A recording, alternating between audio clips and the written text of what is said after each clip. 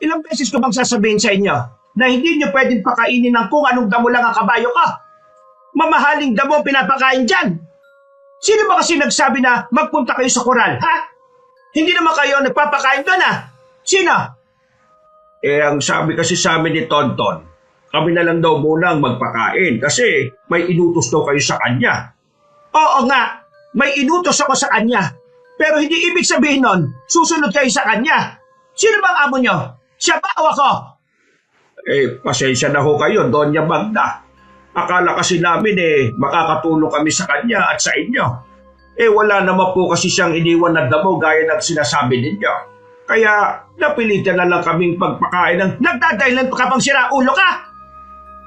Alam mo ba kung anong kalagayan ngayon ng kabayo kong yun? Nagtatae. Kapag may nangyari doon, nako, malilintikan din kayong dalawa sa akin. Palibhasa mga hindi nakapag-aral kaya mga walang alam. Mga hampas lupa. Naiintindihan ko naman po ang galit ninyo, Doña Magda. Pero hindi naman po siguro tama na tapakan nyo ang pagkatao namin. Ano sa tingin mo ang tama? Hayaan na lang kayo sa katangahan ninyo? Ganun ba? Hindi naman ho. Ang akin lang naman po napag-utusan lang din po kami. Nagmagandang loob lang din. Hindi naman po namin ginustong magkaganito. At isa pa po, Doña Magda, dapat magalit din po kayo kay Tonton. Hindi niyo man lang kami sinabihan na hindi pala basta-basang damo ang pinapakain sa kabayo ninyo. At nakikisabat ka bang palamunin ka? May sinabi ba ako magsalita ka? Sobra na po kasi kayo, Doña Magda. Kung itrato nyo kami, para kaming mga daga na walang karapatang igalang. Ano ba sa tingin mo ang kagaya ninyo? Di ba mga daga lang naman kayo? Huwag naman po kayong ganyan. Hindi porke mas nakakaluwag kayo sa buhay ganyan na kayo sa amin. Matuto po sana kayong makipagkapwa-tao. Kasi, Ano? Kapal ng mukha mong sabihan mo ako ng ganyan? O hindi nasampal kita? Sasabihan mo ako kung paano kayo itrato? Hanggat nandito kayo nagtatrabaho, hawak ko mga buhay ninyo. Wala kayong karapatan ng mga twiran dahil mga utusan lang kayo. Mother, what's happening here? Eto kasi mga tangang mag-ama na to Binabwisit ako. Pinakain ba naman ng pagkaraniwang damo yung kabayo ko? Tapos ngayon, nangangatwiran pa na akala mo naman ang daming alam sa buhay. Mga inutil naman. Kalma lang, Mother. Ang dugo mo. Baka mamaya pumangit ka niyan. Sige na, I can handle this.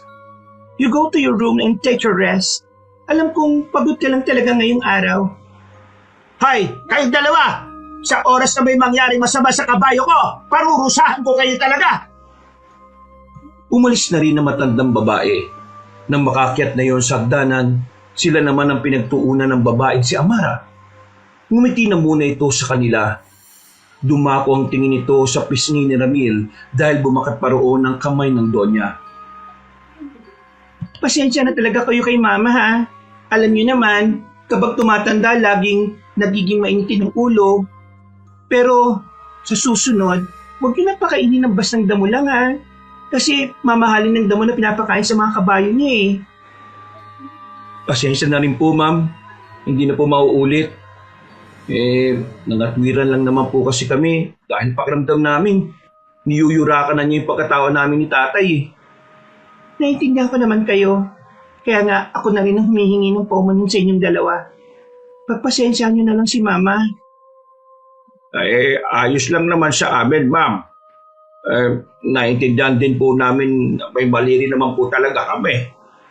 O sige na po, umuwi na kayo at anong oras na rin Ngumiti na lamang ang mag-ama. Naglakad na rin sila palabas ng asyenda. Nakahinga na rin sila ng maluwag. Aminadong, kinabahan sila sa nangyari. Buong akala kasi nila, magagaya sila sa isang tauhan ng asyenda na naparusahan kaagad. Napapailing na lamang ang mag-ama. Hindi rin kasi nila inakala na makakaroon ng problema. Banas na banas sila sa lalaking si Tonton. Nakakabwisit talaga yung si Doña Magda Kung may iba lang talaga tayong mapapasukan, baka matagal na tayong umalis dyan. Alam mo naman kung sinong sobrang taas. Pera lang naman ang meron siya. Hayaan mo na. Wala naman na tayong magagawa sa ugali niya Siguro, Ang gawin na lang natin, kung ano lang ang ipinag-uutos niya, yun lang ang gagawin natin. Para na rin makaiwas tayo sa problema. Nagtataka nga po ako eh. Si Amaro ba talaga anak ni Doña Magda? Kasi parang hindi eh. Sobrang layo ng ugali nila. Narinig ko nung nakaraan sa mga kasambahay, si Ma'am Amara nagmana sa kanyang ama. Yung Amaro kasi talaga ni Amara ang mabait sa kanila. Kaya pala. Pero buti naman at hindi siya nagmana sa nanay niyang mas masama pang ugali kaysa kay Satanas eh. Pero mas nakakainis si Tonton. Hindi man lang niya sinabi sa atin kung ano ba talagang dapat na gawin. Tay, nung bago iwan sa atin ni Tonton yung kabayo, wala ka bang napapansin kay Tonton? Gaya ng alin. Nung nakaraan ko pa kasi siya nakikitang balisa palagi eh. Parang wala siya sa sarili at parang laging malalim ang iniisip. Laging gulat na gulat kapag kinakausap ko eh. Baka na may problema lang sa kanila.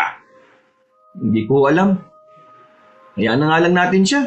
Ang mabuti pa, pumunta na lang tayo sa lugawan nila Paring Larry. Nagugutom na ako eh. Anong oras na rin oh? Hindi na tayo nakakain ng hapunan dahil sa kasamaan ng Doña Magda na yun. Mabuti pa nga kumain na lang muna tayo ng lugaw. Binisan na lamang ng dalawa ang kanilang lakad hanggang sa makabalik na rin sila sa kanilang baryo.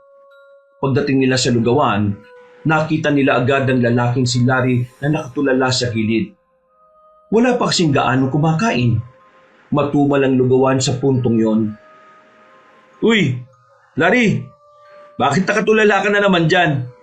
Uy, Ramil, Magdondon, bakit kayo nandito? Ganda ng tanong mo ah. Nandito siguro kami para maglaba. Ano ba tong lugar ninyo? Di ba lugawan? Di kakain ng lugaw. Kakain pala kayo. Ang kaso, wala kaming itlog ngayon eh. Pero may laman naman. Nandito rin si nanay kaya walang discount pre Pasensya na. Uy, ayos lang naman no. Samahan ko na lang kayong kumain. Wala pa naman ganong customer eh. Teka, asikasuhin ko lang kayo. Pumwistong mag-ama bandang gilid malapit sa bakod. Maya-maya lang ay bumalik na rin si Larry dala ang kanilang lugaw. Amoy pa lang ng lugaw ay parang nabubusog na sila. Sa kanilang baryo kasi, isa ang lugar ni na Larry sa kilalang lugawan sa kanila. Ang kaso nga lang, may mga oras talaga nakakaunti lang ang customer. Anong balita? Kumusta naman ang trabaho nyo sa asyenda? Tagal nyo na dyan Paano nyo kinakaya ugali ni Doña Magda? Ay, higaan mo boses po. Para mamaya may makarinig sa'yo mayayari ka talaga. Ano naman kung may makarinig? Totoo naman kasi na masama ang ugali niya. Masama ba na magsabi ng totoo ngayon? Alam mo, kahit hindi masama minsan magsabi ng totoo, masama pa rin ang nangyayari sa tao. Ibig sabihin, hindi lahat ng katotohanan ay safe. May mga katotohanan na dapat sarilinin na lang lalo na kung buhay mo ang nakasalalay dito. Mabigat na tao si Doña Magda. Akala nyo, simpleng matandang babae lang yon. Bakit, Mang Dondon? May nakaraan ba kayo ni Doña Magda kaya parang kilala mo siya? Haba, buwang pala tong taong to Hindi, biro lang naman. Seryoso masyado tong si Mang Dondon Ikaw pre, wala ka bang balak sumunod sa amin? Para kahit papaano may kasama naman kaming nai-stress. Uy, wag na Sa ngayon masaya ako dito sa lugawan. Pero baka sa susunod na buwan, mag-Maynila na ako. Isasama ako ng chewing ko sa construction site Mas maganda ron kaysa dito. Mababa bigayan. Kung sa bagay, tama naman. Pero huwag kang papa-influensya sa mga tao dun Uso-bisyo dun Hindi naman may iwasan ng bisyo. Pero ang maganda rito, marunong akong mag-control. Sira ulo. Mas maganda na rin yung iiwasan mo na kagad. Siya nga pala, Larry. Hindi naman siya naghihimasok Pag mo sanang mamasamain. May gusto lang sana akong itanong kaso parang medyo personal ito Kung tinanong mo na kagad kaya, Tay. Ano nga ba yun, Mang Dondon? Yung tsahin mo, si Nilda. Nakita ko nung nakaraan. Bakit siya naka-isolate sa bahay nila? Tumingin-tingin muna si Larry sa paligid. Nang masigurong walang ibang makakarinig, saka na nito sinabi kung ano ang nalalaman nito. Di ba, sa sunod na buwan ng panganganak ni Tia Nilda, ang totoo kasi niyan, kaya siya hindi pinapalabas ng bahay kasi merong aswang na nakaka-interes sa sanggol na dinadala niya. Ha? Teka. Ano ka mo? Aswang? Inaano wala ang boses mo. Marinig ka ni nanay sa loob. Hindi kasi namin to sinasabi sa iba kasi baka mas lalo kumaligid yung aswang kapag nalaman niyang marami nang nakakaalam. Ang ibig ko sabihin, kapag alam na ng lahat, baka magmadali yung aswang na kunin yung gusto niya kay Tia Nilda. Kaya pala nung nakaraan nakita ko yung asawa niya. Kalahating sako ng bawang yung dala-dala eh. Kailan pa ba bumalik yung mga aswang na yan? Sa pagkakatanda ko sa kwento ng mga senior citizen, 2 dekada na nung huling may namataan na aswang dito sa atin ang sabi naman ng albularyo na nakausap nila nanay, yung mga aswang daw hindi naman daw nawawala. Nagpapahinga lang. Hindi ko alam kung anong ibig sabihin ng albularyo na yun. Basta, ganun daw. Kumusta naman pala ngayon yung tsahin mo? Ayun, bagot na bagot. Gusto nang makalabas pero hindi siya pinapayagan ng asawa niya. Kahit kasi umaga, kwento niya parang may sumusunod sa kanya Kaya delikado rin talagang maging kampante kahit dirikang araw. Kung sa bagay, ang gawin nyo, palibutan nyo ng pangontrang bahay ng tsahin mo. Ewan ko na lang kung makapasok pa yung siraulong aswang na yon. Tay, ano ba itsura ng aswang? Aba, hindi ko rin alam, no? Hindi pa rin naman ako nakakakita ng ganyan Pero, base sa mga naririnig ko, nakakatakot na raw. Ang sabi nila, may iba't ibang uri daw ng mga aswang. Pero itong maaligid kay Tia Nilda, isa raw tik-tik. Lalaking may kakayahang mag-anyong tao. Pero kapag nag-anyong aswang, mahaba daw yung dila. Tapos yung dulo ng dila niya, may talim na parang kasintalas ng blade. Yun daw ang pinanghihiwa nila sa tiyan ng buntis Tapos mahaba rin ang kuko. Namumula ang mga mata at maitim ang balat. Mukha pala talagang halimaw ang mga yan no? Nakakatakot naman pala. Kaya nga, sana nga mawala na yung aswang na umaligid kay Tia. Kasi delikado talaga ang buhay niya. Sa pagkakamali lang na maiwan siyang mag-isa sa bahay nila, nakto, kahit umaga, baka pasukin siya ng aswang. Naiba na ang usapan nila nang may dumating na customer. Iniwan na muna sila ni Larry para asikasuhin ang mga yun. Maya-maya pa ay natapos na rin sila kumain. Umuwi na lamang din sila sa kanilang bahay. 10:00 na ng gabi, nakakaramdam na rin ng antok ang mag-ama. Kaya naman, sinimulan ng isara ni Ramil ang maliit nilang bintana. Pati na rin ang kanilang pintuan na yari lang din naman sa pinagtagpi-tagping kawayan. Mahirap lang ang buhay na mag-ama. Naghirap sila ng tuluyan ng maospital ang ina ni Ramil. Nagkanda baon-baon sila sa utang. At nang mabayaran naman nila lahat, dito na sila nahirapang makabangon. Tay, hindi niyo po ba namimiss si nanay? Anong klaseng tanong yan? Malamang, miss na miss ko lang nanay mo.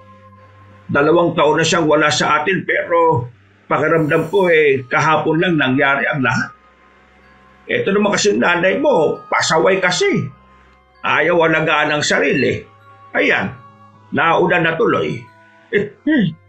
Pero sa totoo lang hanggang ngayon, hindi pa rin ako nakakausap kapag naiisip ko siya. Pasensya na tay Napaalala ko pa tuloy. Ay nako, ayos lang. Mas maganda nga na inaalala natin siya kasi baka mamaya magalit na siya sa atin kasi baka iniisip niyang nakalimot na tayo. Tay, ikaw, alagaan niyo sarili niyo. Kasi kapag ikaw nawala, wala na akong kasama. Kaya nga ikaw, kailangan mo na rin humanap ng mapapangasawa. Kasi, paano nga kung mawala ako? Malungkot ang mag-isa, anak. Kaya habang nandito pa ako, lumandi ka na. Gusto ko makita yung magiging apo ko. Kung makapagsalita naman to, parang mamamatay na eh. Hoy, hindi natin kontrolado ang buhay ha. Kaya dapat palagi tayong handa. Hindi na nakasagot pa ang binatang si Ramil. Mga ilang minuto lang din, narinig na niyang humihilit ang kanyang ama. Napangiti na lamang din siya at saka kalaunan ay nakatulog na rin. Kinaumagahan ay agad na rin silang naghanda. Kailangan na nilang magpunta ng asyenda. Marami silang gagawin doon dahil kinagabihan may darating na bisita si Doña Magda. Sa pagkakaalam na mag-ama, may mga negosyanteng dadalaw sa mansyon. Sa mga ganong okasyon, kailangan naroon sila dahil malamang sa malamang maraming utos ang nag-aabang sa mga kagaya nila.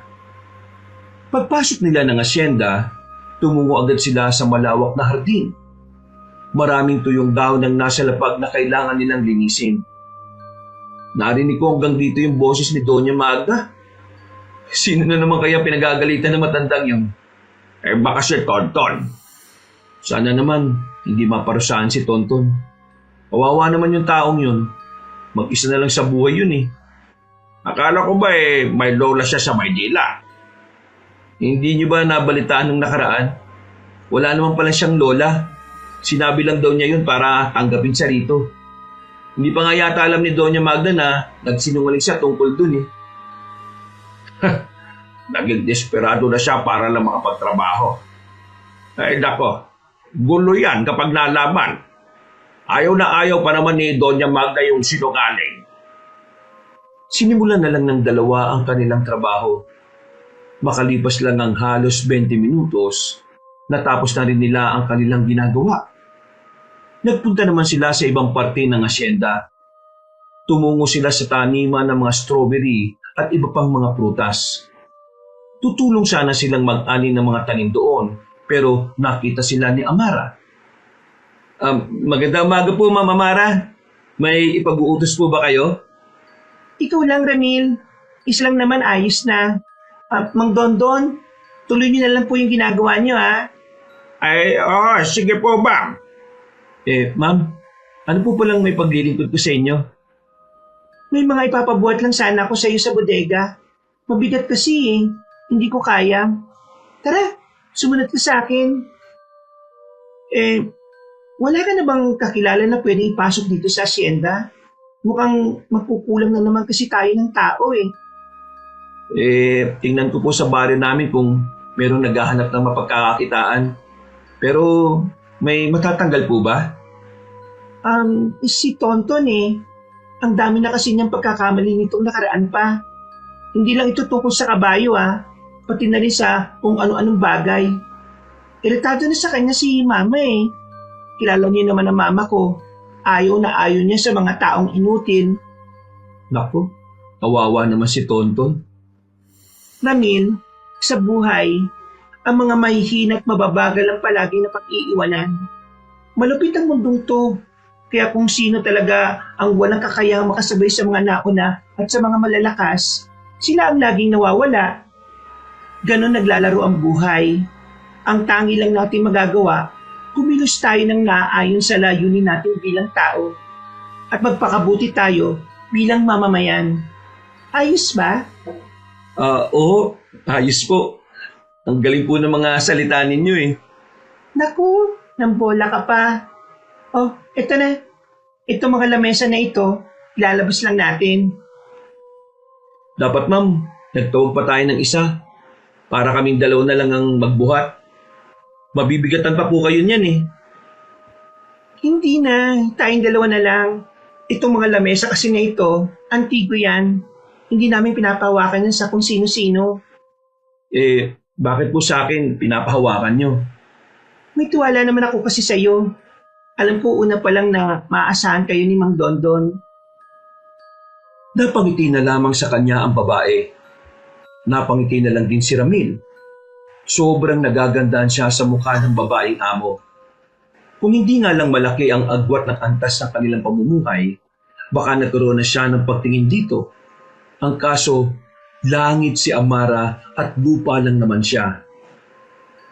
Pinagtulungan nilang ilipat ang tatlong mahaba at antigong lamesa. Medyo nahirapan sila dahil mahina ang puwersa ni Amara. Pero makalipas ang halos 1 oras ay natapos na rin nila yon. Nang bumalik sila sa bodega, merong nakita si Ramil na isang comics. Nakakalat lang yun sa lapag. Nabasa niya ang pamagat. May nakalagay na aswang. Ma'am, hindi naman po sa pagiging feeling close po Pero naniniwala po ba kayo sa aswang? Ako? Hindi ko alam. Pero nagbabasa ako ng mga comics na gaya niyan. Matagal na yan. High school pa lang yan, binabasa ko na. Bakit mo pala naitanong? Wala lang po. May nakita kasi akong comics.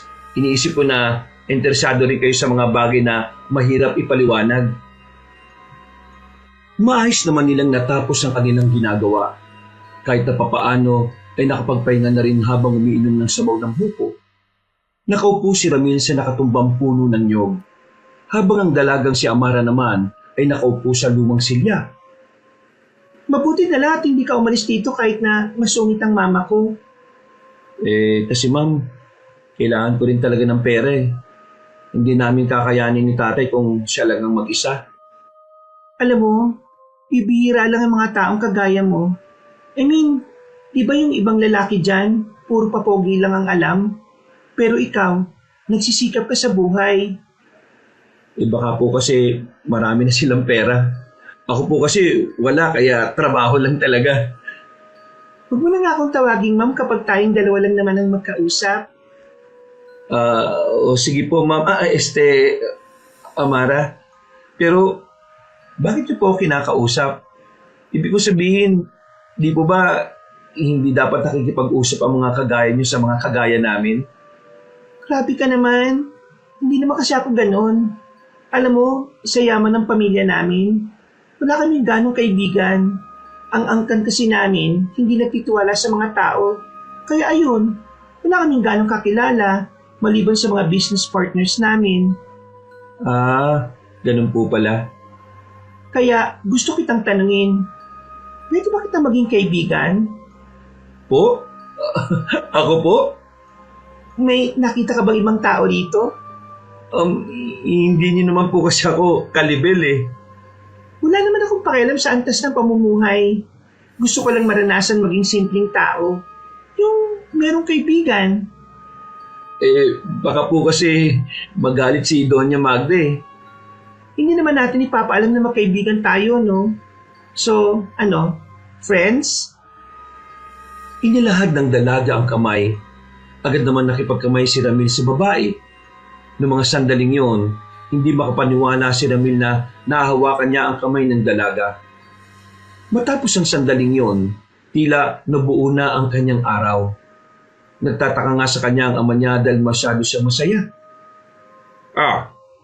Kanina ka pa ngumingiti dyan Ano pa meron? Abot mo nga sa akin yung asin. Tay, hindi ka maniniwala sa sasabihin ko. Ano nga ba yan? Magkaibigan na kami ni Ma'am Amara. Ano? Magkaibigan na kayo? Paano nangyari yan? Hindi naman kasi masama ang ugali ni Ma'am Amara. Kanina kasi, tinulungan ko siya na magakot ng lamesa palabas. Tapos, ang dami na namin napag-usapan. Tapos sa dulo, nakipagkaibigan siya sa akin. Tinanggap ko na.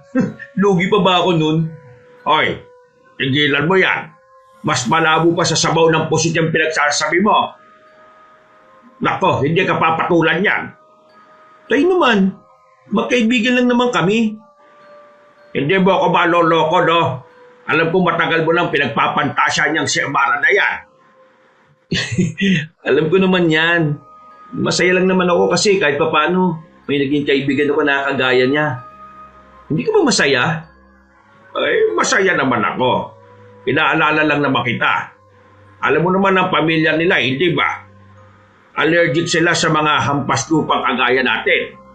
Sa oras na malaman ni Doña Magda yan, nako, siguradong kawawa ka. Hindi naman ho niya malalaman. Paano kung nalaman niya? Napalingon na mag-ama sa bintana at nakita nilang naroon ng lalaking si Larry. May dala-dala itong tokwa na agad din namang inabot ni Ramil. Uy, pambihira ka naman. Kanina ka pa ba dyan? Hindi naman, kararating ko lang.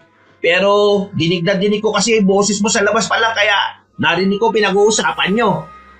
Uy, salamat dito sa tokwa ah. Wala ba kayong tinda? Meron, kaso pinaalis na ako ni Mami. Sumasakit daw ulo niya kapag ako naroon sa halip ng kapatid ko. Eh bakit? Ano ba nangyari? Nasuklihan ko ng 1,000 yung customer sa halip na 100 lang. Eh nako, naduling na naman kasi ako. Nako, kahit ako mama mo baka pinalayas na kita. Eh naiintindihan ko naman kung bakit siya nagalit. Kaya nga, hindi na lang din ako sumagot. Eh pre, ano pala balita sa tiyahin mo? Pansin ko, napapadalas ang tanong mo tungkol kay Tia ah. May gusto ka ba sa tiyahin ko? Sira ulo. Naalam ko lang kung inaaswang pa rin ba eh. Eh, ganun pa rin naman. Hindi pa rin naman siya pinapalabas. Kagabi nga, naramdaman na naman ni Tia na may nag-aabang sa kanya sa labas. Nang labasin ng Tia ko, wala namang ibang nakita roon kundi kuting na itim. Eh anong sabi ng albularyo? Hindi makakontak pre. Wala kaming balita sa kanya. Kung dalhin nyo na lang kaya sa Maynila yung tiyahin mo. Ang mga aswang naman ayaw naman niya sa matataong lugar, di ba? Dalhin nyo sa Maynila. Maingay doon at magulo. Subukan lang ng aswang na lumitaw sa syudad, tsak patay siya. Eh kung pwede nga lang talaga sa Maynila. Ang kaso hindi pwede. Oh, bakit naman hindi pwede? Eh yan kasi si Tia, maraming pinagkakautangan niya sa Maynila. Kaya nga narito sa probinsya yan para magtago eh. Ay, nako, yun lang. Napapailing na lamang si Larry. Maya-maya lang din ay nagpaalam na lang din to sa mag-ama. Sabay namang kumain si Ramil at Mang Dondon. Pagkatapos, malapad na naman ang ngiti ni Ramil habang naghuhugas ng pinggan. Naiisip na naman ito ang dalagang si Amara.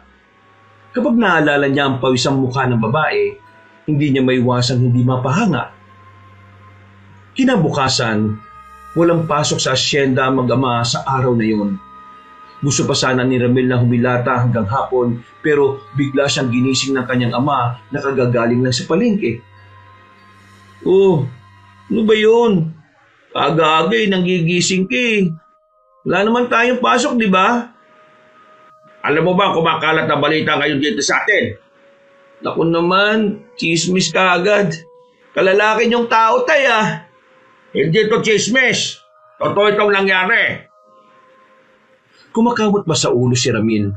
Sandali nitong pinunasan ng damit ang muka at saka naupo sa gilid ng kanyang papag. O sige, ano yung kumakalat na balita? Yung albularyo na nag-asikaso sa tiyahin ni Larry. Kaya pala hindi na makonta kasi patay na pala.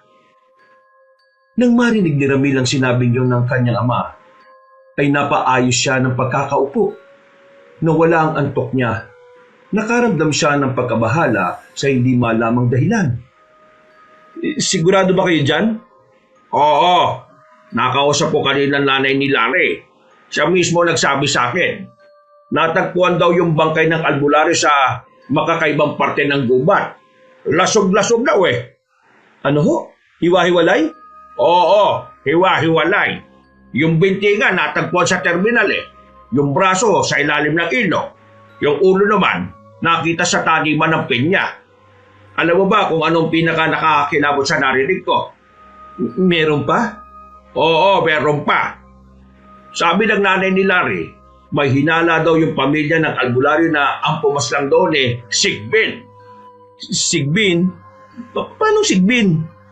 Yung Sigbin, alaga sila ng aswang.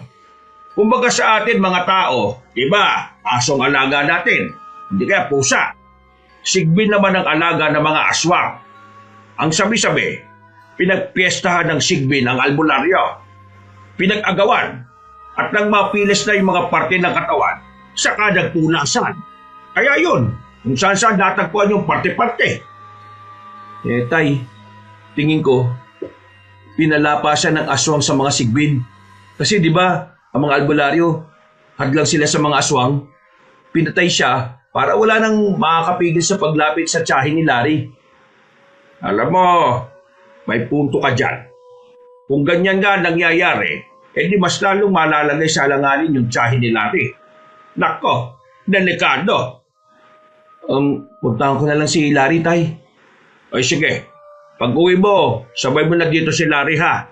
Nakapangako kasi ako rin na bibigyan ko siya ng biko ngayon. Agad na umalis ang lalaking si Ramil. Pinunta niya kaagad ang bahay ni Larry. Sakto naman na nakita niya ang kaibigan niya na papalabas na rin ng bakuran. Nilapitan niya ito agad. O pre, bakit? Pre, totoo ba yung balibalita? Yung alin? Yung albularyo ni Tia. Oo. Totoo ba yun? Oo pre, totoo yun. Pinatay siya. Sabi ng pamilya, sigbin daw. Anong gagawin niyo ngayon? Hahanap ba kayo ulit ng bagong albularyo? Sinubukan na nga nila Kaso, dahil sa nangyari sa albularyong yun, wala nang gustong pumatos. Wala nang albularyong gustong tumulong kay Tia. Naku, kawawa yung bata na dinadala ng tiyahin mo. Kapag na-stress ang tiyahin mo, baka kung ano mangyari. Grabe ka magalala no? Dapat na ba kitang tawagin at tiyuhin? Sira ulo. May asawa tiya mo para kang timang. Wala namang kwenta yun Kunwari, nagbabantay pero maya-maya aalis din. Ikaw na lang pre. Tiyo. Manahimik ka nga. Ang mabuti pa, sumama ka na lang sa akin sa bahay. Si tatay, nagluto talaga ng biko para sa'yo. Uy, biko! Ayos! Sa kabila ng mga kababalaghan na kumakalat sa kanilang lugar, naging masaya naman ang buong maghapon ni Ramil noong mga sandaling yun. Nalibang siya sa pakikipagkwentuhan kay Larry. Pagsapit naman ng gabi, nakatanggap si Mang Dondo ng mensahe mula sa asyenda na kailangan nilang magpunta. Merong pinapatapos si Doña Magda sa kanila. Pambira naman tong cellphone na ito, namatay. Hindi ko pa nababasa yung buong text ni Panin kung anong gusto ipagawa sa atin ng Donya. Ang nabasa ko lang may ipapatapon. Hayaan mo na lang kasi yung cellphone mong yan. Bulok na yan Lumang model na rin. Tara, punta na lang natin sila sa asyenda. Baka kailangan na kailangan talaga ng tao. Para maalis ang pagkabagabag nila, pinunta na lamang nila ang asyenda. Pagdating nila roon, may mga nakita silang mga tambak ng basura sa gilid ng bodega. Sa malayo pa lang ay nangangamoy na. Naroon din ang iba pa nilang kasamahan. Yan yata yung naipong basura nung may bisita si Doña Magda Wala si Manang Paring Nasa kaya yung isang yon? Paglapit nila roon, ay agad nilang isinakay ang mga basura sa truck na nasa labas lang na asyenda. Malayo-layo pa ang kanilang nilakad bago mailabas yun. Sanay na sanay naman ang mag-ama sa ganung uri ng trabaho kaya ayos lang sa kanila. Saglit lang naman sana sila sa asyenda sa ganung oras. Hindi rin naman kasi mahirap ang trabaho nila. Napatagal lang sila sa paghahanap ng lugar doon na maaari nilang paghugasan ng kamay. Kakaikot nilang dalawa sa buong asyenda, meron na silang narating na lugar na kung saan parang bibihira lang ang taong nakakarating doon. Tay, ito gripo, makakapaghugas na rin tayo. Nako, puti naman. Ang baho na ng kamay natin Baka magkasakit pa tayo. Habang naguhugas ng kamay ang mag-ama, meron silang narinig na mga boses ng lalaki. Naintriga sila kaya nagtago sila sa gilid at inintay kung sino ang mga paparating. Mga ilang sandali lang, sa mismong tapat nila tumigil ang mga lalaki. Tila may hinihintay ang mga yon. Hindi nila alam kung sino. Hindi rin naman kasi nila kilala ang mga lalaking yon. Wala silang natatandaan na nakita nila yon sa loob ng mansyon. Nakapagtataka rin para sa kanila na sa madilim na tagong lugar ng asyenda nila nakita ang mga yon. Para sa mag-ama, kahinahinala ang mga kilos nito. Sino kayo mga yan? Baka masasamang tao mga yan, Tay. Baka mga akyat bahay ang mga yan. Paano sila nakapasok dito? Napasiksik silang dalawa sa gilid ng marinig na nilang nagsalita ang isang lalaki. Malaki ang boses nito at sa tono nito ay masasabi nilang hindi ito basta-basta. Napatingin sila sa kaliwang banda at nang makita nilang dumating si Doña Magda, kasama nito ang mga tauhan nito. Noong mga pagkakataong yon, mas lalo na silang nalito. Wala silang ideya kung ano ang nangyari. Pero nakakaramdam sila ng kaba na parang may hindi tamang nangyayari. Mabuti naman at dumating ka kagad, Doña Magda. Nung nakaraan kasi, naghintay pa kami rito ng halos 20 minutos. Pasensya ka na nung nakaraan. Nagkaroon lang ako ng hindi inaasahang lakad kaya medyo nahuli. Pero ngayon, babawi ako. Dahil naghintay kayo nung nakaraan, may pasobra akong 3 para sa inyo. Yan ang gusto ko sa inyo, Doña Magda eh. Hindi kayo napayag na madismaya ang kliyente nyo. Oo naman. Matagal-tagal na rin naman tayong partners in crime. Isa pa, malapit sa akin ang ama mo. Kaya malakas talaga kayo sa akin. Pwede ko na ba makita yung mga bagong dating na pagkain namin? Maya-maya pa, isang truck ang dumating. Pagbukas ng truck na yon, naglabasan mula sa loob ang mga babaeng buntis. Iyak ng iyak ang mga yon, pero nakabusal ang mga bibig. Hindi mabilang na mag-ama kung ilang buntis sa mga yon. Isa lang ang nasisiguro nila, may masamang mangyayari. Eto na lahat. Wow! Hindi talaga ako nabigo na ikaw ang naging partner namin. At ang pera, nasaan? Sumenyas ang lalaki sa isa pang lalaki. Merong inabot na 2 malaking bag. Sandali yung tiningnan ni Doña Magda. Lumapad ang ngiti nito nang makita ang nasa loob. Para itong nanalo sa loto. Hindi rin ako nagkamali sa inyo ng ama mo. Basta, bigyan mo lang kami ng masasarap na pagkain. Kaming bahala sa pera mo. Mas madali talagang yumaman kapag may kaibigan ka na aswang no? Alam mo yan. Oh, mga bata, dali na mga buntis na yan. Gusto na ng pinuno ng panghimagas. Nagmamakaawa ang mga buntis ng kaladkarin na yon ng mga lalaki. Habang si Doña Magda naman, nakangiting pinagmamasdan habang papalayo ang mga yun. Tay, si Doña Magda, nakikipag-ugnayan sa mga aswang. Nandudukot yata sila ng mga buntis para ibenta sa mga aswang na yun eh. Diyos ko, ano ba nangyayari sa mundo at bakit may ganito? Palis na sana ang mag-ama nang mapansin ni Doña Magda na bagya pang nakabukas ang gripo na ginamit nila. Dahil dito, agad na nagduda matandang babae na merong tao sa mga sandaling yun. Kinabahan din ang mag-ama nang mapansin naghihinala si Doña Magda. Masama ang kutob ko rito ngayon. Tingnan nyo kung may tao. Kung meron kayong makita, patayin nyo kagad. Naglakad na palis ang Donya na parang normal na lang dito na mag-utos ng pagpatay. Si Ramil at Mang Dondo naman hindi alam ang gagawin. Kabadong-kabado sila. Pero kahit na nagkalat ang mga tao ni Doña Magda, nagawa nilang makalis sa lugar na yun. Akala ng dalawa ay nakaligtas na sila. Pero habang kalmadong naglalakad palabas ng asyenda, bigla na lamang sila hinarang ng 2 lalaki. Alam na kagad nila ang ibig sabihin nun. Kaya ang ginawa nila, tumakbo sila palayo. Hinabol naman sila ng 2. Nang papaliko na sila sa isang iskinita, bigla silang pinaputukan. Buti na lamang ay hindi sila tinamaan. Tay, nabulabog na yung iba. Marami nang humahabol sa atin. Pulset, hindi pa tayo nakakalabas ng asyenda. Dun, sa bandang yun, akyatin natin yung pader. Sige, mauna ka. Kayo na, mahirapan kang umakyat pag isa kasi matanda ka na. Aalalaya kita. Aba, loko ka. Sige na, tay. Hindi na nakipagtalo pa ang matanda. Sumampa na ito sa balikat ng binatang si Ramil. Nang makakyat na ito sa pader, si Ramil naman ang nagsumikap na makakyat doon. Hinubad ni Mang Dondo ng kanyang damit at saka inaabot kay Ramil. Nagawa namang mahila si Ramil pa itaas. Muntikan lang itong matamaan ng bala. Nang makalagpas na sila sa pader na yon, tinahak nila ang masukal na kagubatan. Wala silang ibang madadaanan kundi yun lang.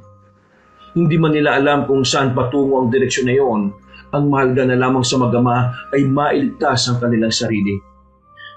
Tay, nasa likuran na sila ulit. Hinahabol nila tayo. Sige na, mauna ka na. Ang bagal ko kasi. Balo ka ba, Tay? Hindi kita iiwan, no? Ilang beses silang pinaputukan ng mga kalalakihang humahabol sa kanila.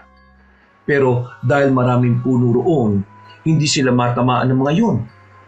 Nakarating sila sa ilog. Malakas ang agos ng tubig, pero wala silang madaraanan kundi yun lang. Kaya naman, kahit na alam nilang medyo peligroso, isinugal nila ang mga sandaling yon. Nang nasa gitna na sila ng tubig, bigla na lamang silang natangay. Hindi na sila nagawa pang habulin ng mga armadong lalaki. Dahil na rin sa makailang ulit na pagtama ng mag-ama sa batuhan, nawalan na rin sila ng balay. Maya-maya, nakamali na lamang ang mag-ama na nasa gilid na sila ng ilog. Masakit ang katawan, pati na rin ang ulo nila. Nasa na tayo, Tay? Hindi ko alam. Pero dito tayo dinala ng Agos. Ayos ka lang ba? Opo, Tay, ayos lang ako. Ikaw, wala bang masakit sa'yo? Wala. Masakit ang buong katawan ko. Pero buti na lang walang malalang nangyari sa atin. Marahang bumangon ng dalawa. Nakahawak pa sa balakang ang matandang si Tonton. Si Ramil naman ay medyo nahihilo pa. Sinuyod nila ng tingin ng paligid. Napapalibutan sila ng matataas na puno. Tingin mo, Tay, malayo na kaya tayo sa asyenda? Sana. Sana malayo na nga tayo. Ang problema nito, kung makakauwi pa ba tayo sa atin? Ngayong alam na ni Doña Magda na may alam tayo sa iligal niyang gawain, siguradong hindi naligtas ang buhay natin. Yan nga din ang iniisip ko. Ang lupit naman ang nangyayari sa buhay natin, Tay. Mahirap na nga tayo, nalagay pa tayo sa ganitong sitwasyon. Marahil may plano ang Panginoon kung bakit nararanasan natin ang lahat ng ito. Pakiramdam ko, may kailangan tayong gawin. Kailangan gawin? Isumbong sila sa polis? Lahat ng polis dito sa probinsya natin pwedeng bayaran ng Donya. Doon na rin nagsabi, big time na kalaban si Doña Magda. Saka na nga natin muna isipin yan. Ang isipin natin ngayon, kung paano tayo makakalis dito. Hindi natin alam kung saang lugar ba ito. Umupo na lamang ang dalawa sa batuhan. Nilalamig na sila.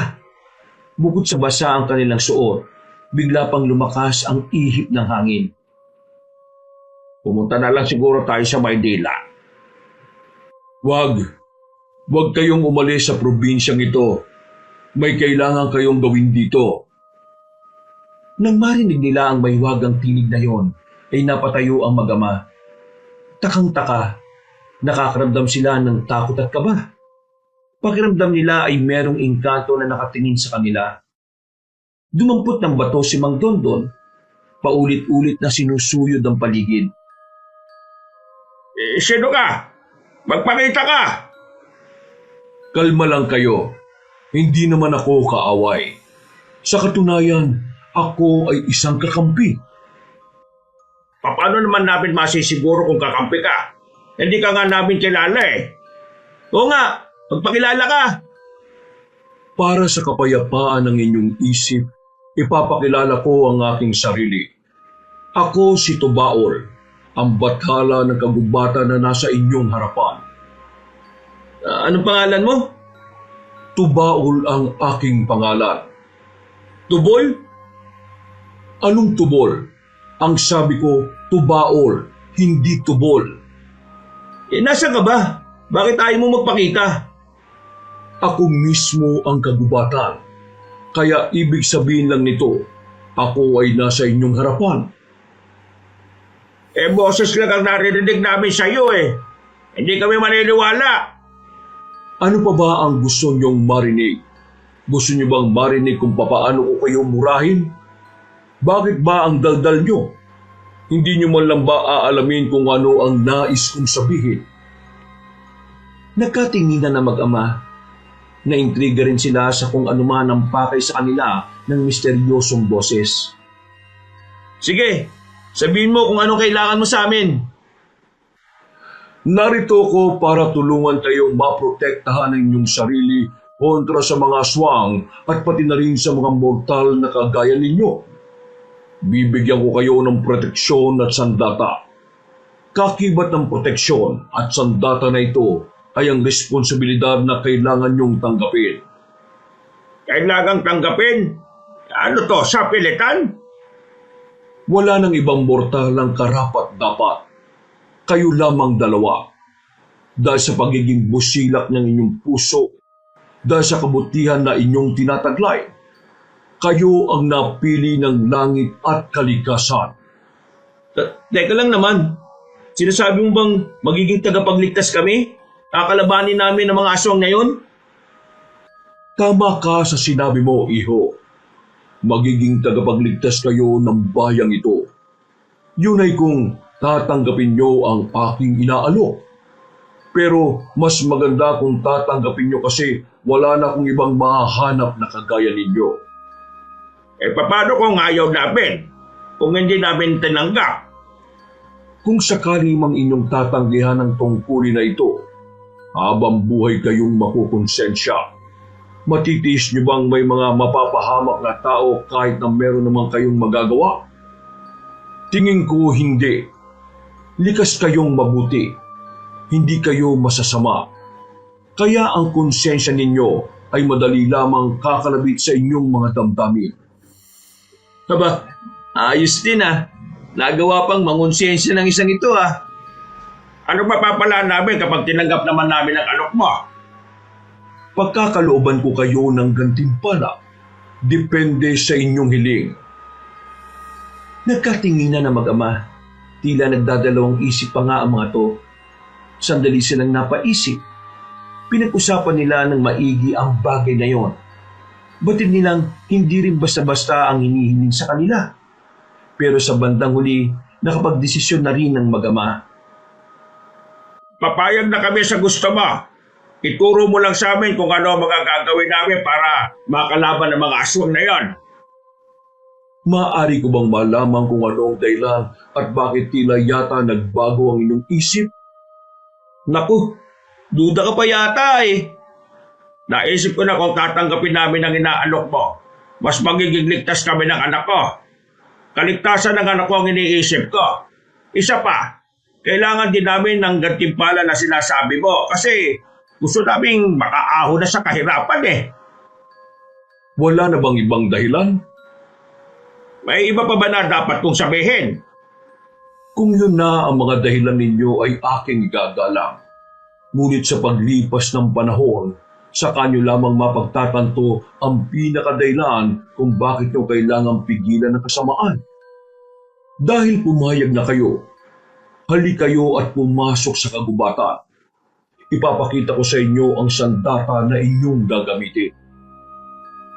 Sinunod ng dalawa ang sinabi ng mahiwagang boses. Noong mga sandaling yon, hindi nila maintindihan kung bakit parang wala silang nararamdamang kaba. Para bang komportable lang sila kahit na alam nilang hindi normal na nagsasalita ang kagubatan. Kaunting lakad lang ang kanilang ginawa. Meron silang narating na isang bahay na yari sa bato.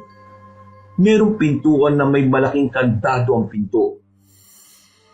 Kunin ninyo ang susi sa iyong bulsa, Dondon. Pagkapa ni Mang Dondon sa kanyang bulsa, nakita niya roon ang isang susi na kulay puti. Nagtataka man, sinunod na lamang nito ang sinabi ng boses.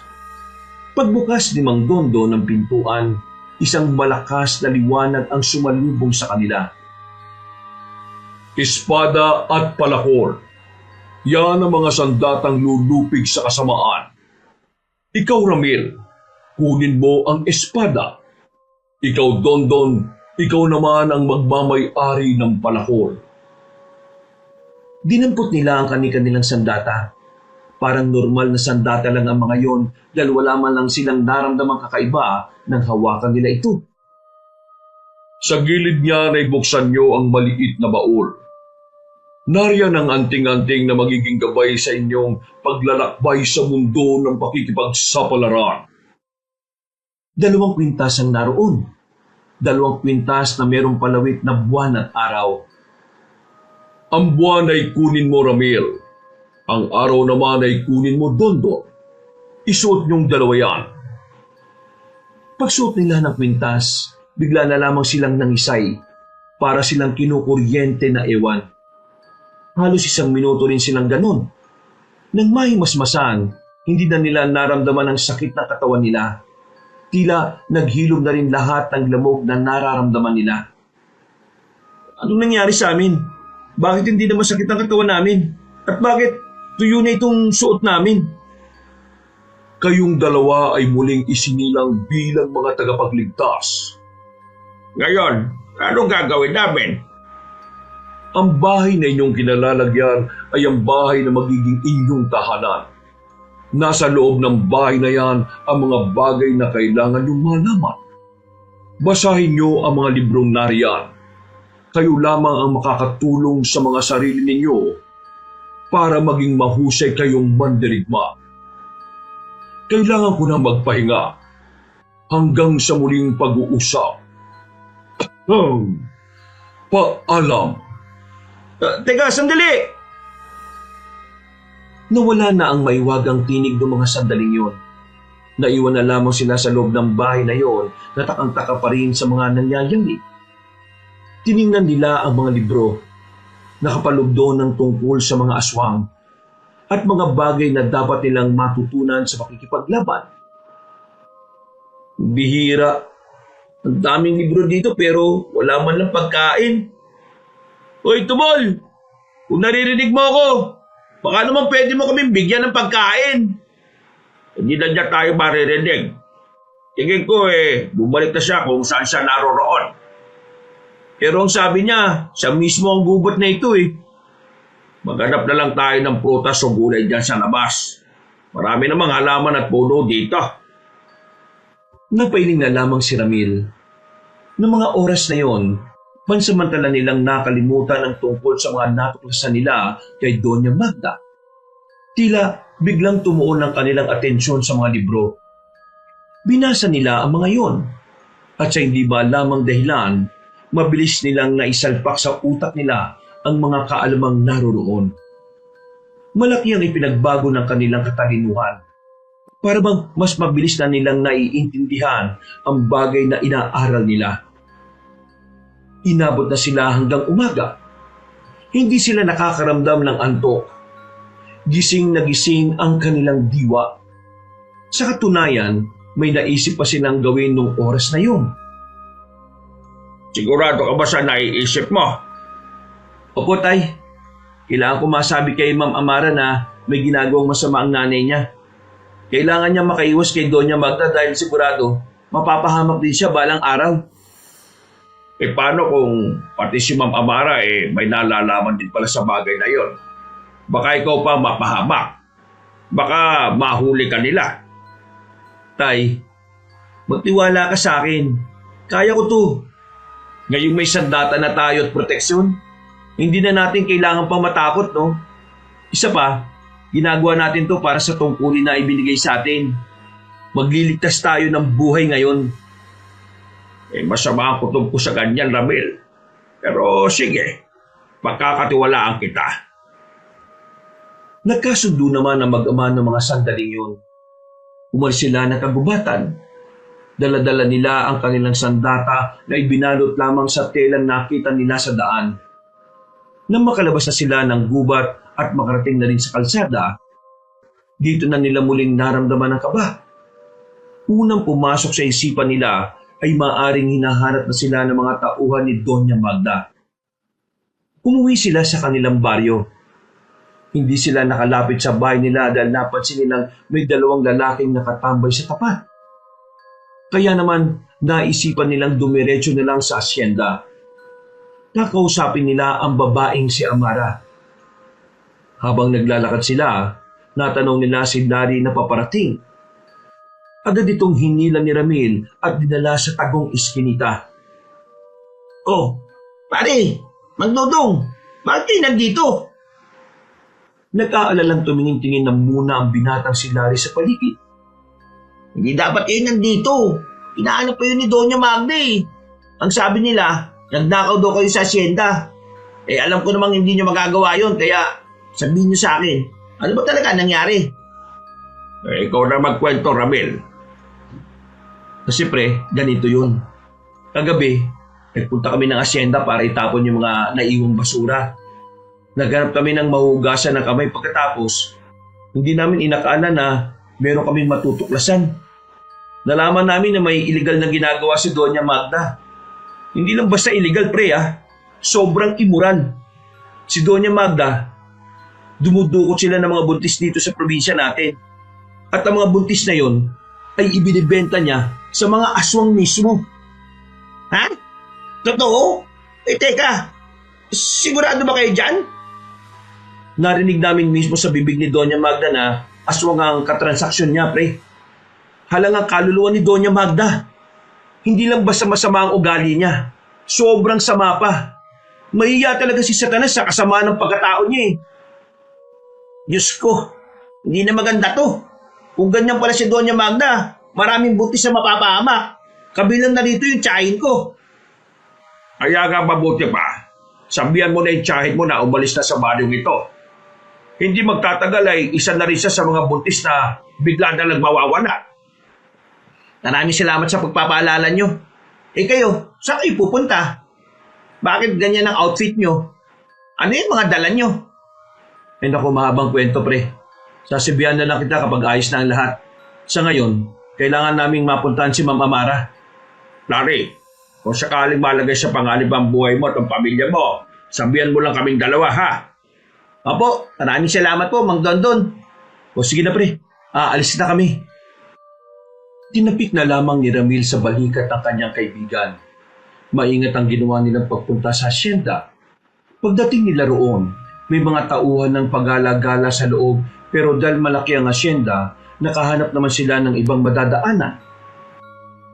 Mukhang wala na makakita sa atin dito. Tama itong dinaanan natin. Kakaliwa tayo dyan. Malapit na dyan yung sinasabi mong bodega na tinatambayan ni Ma'am Amara.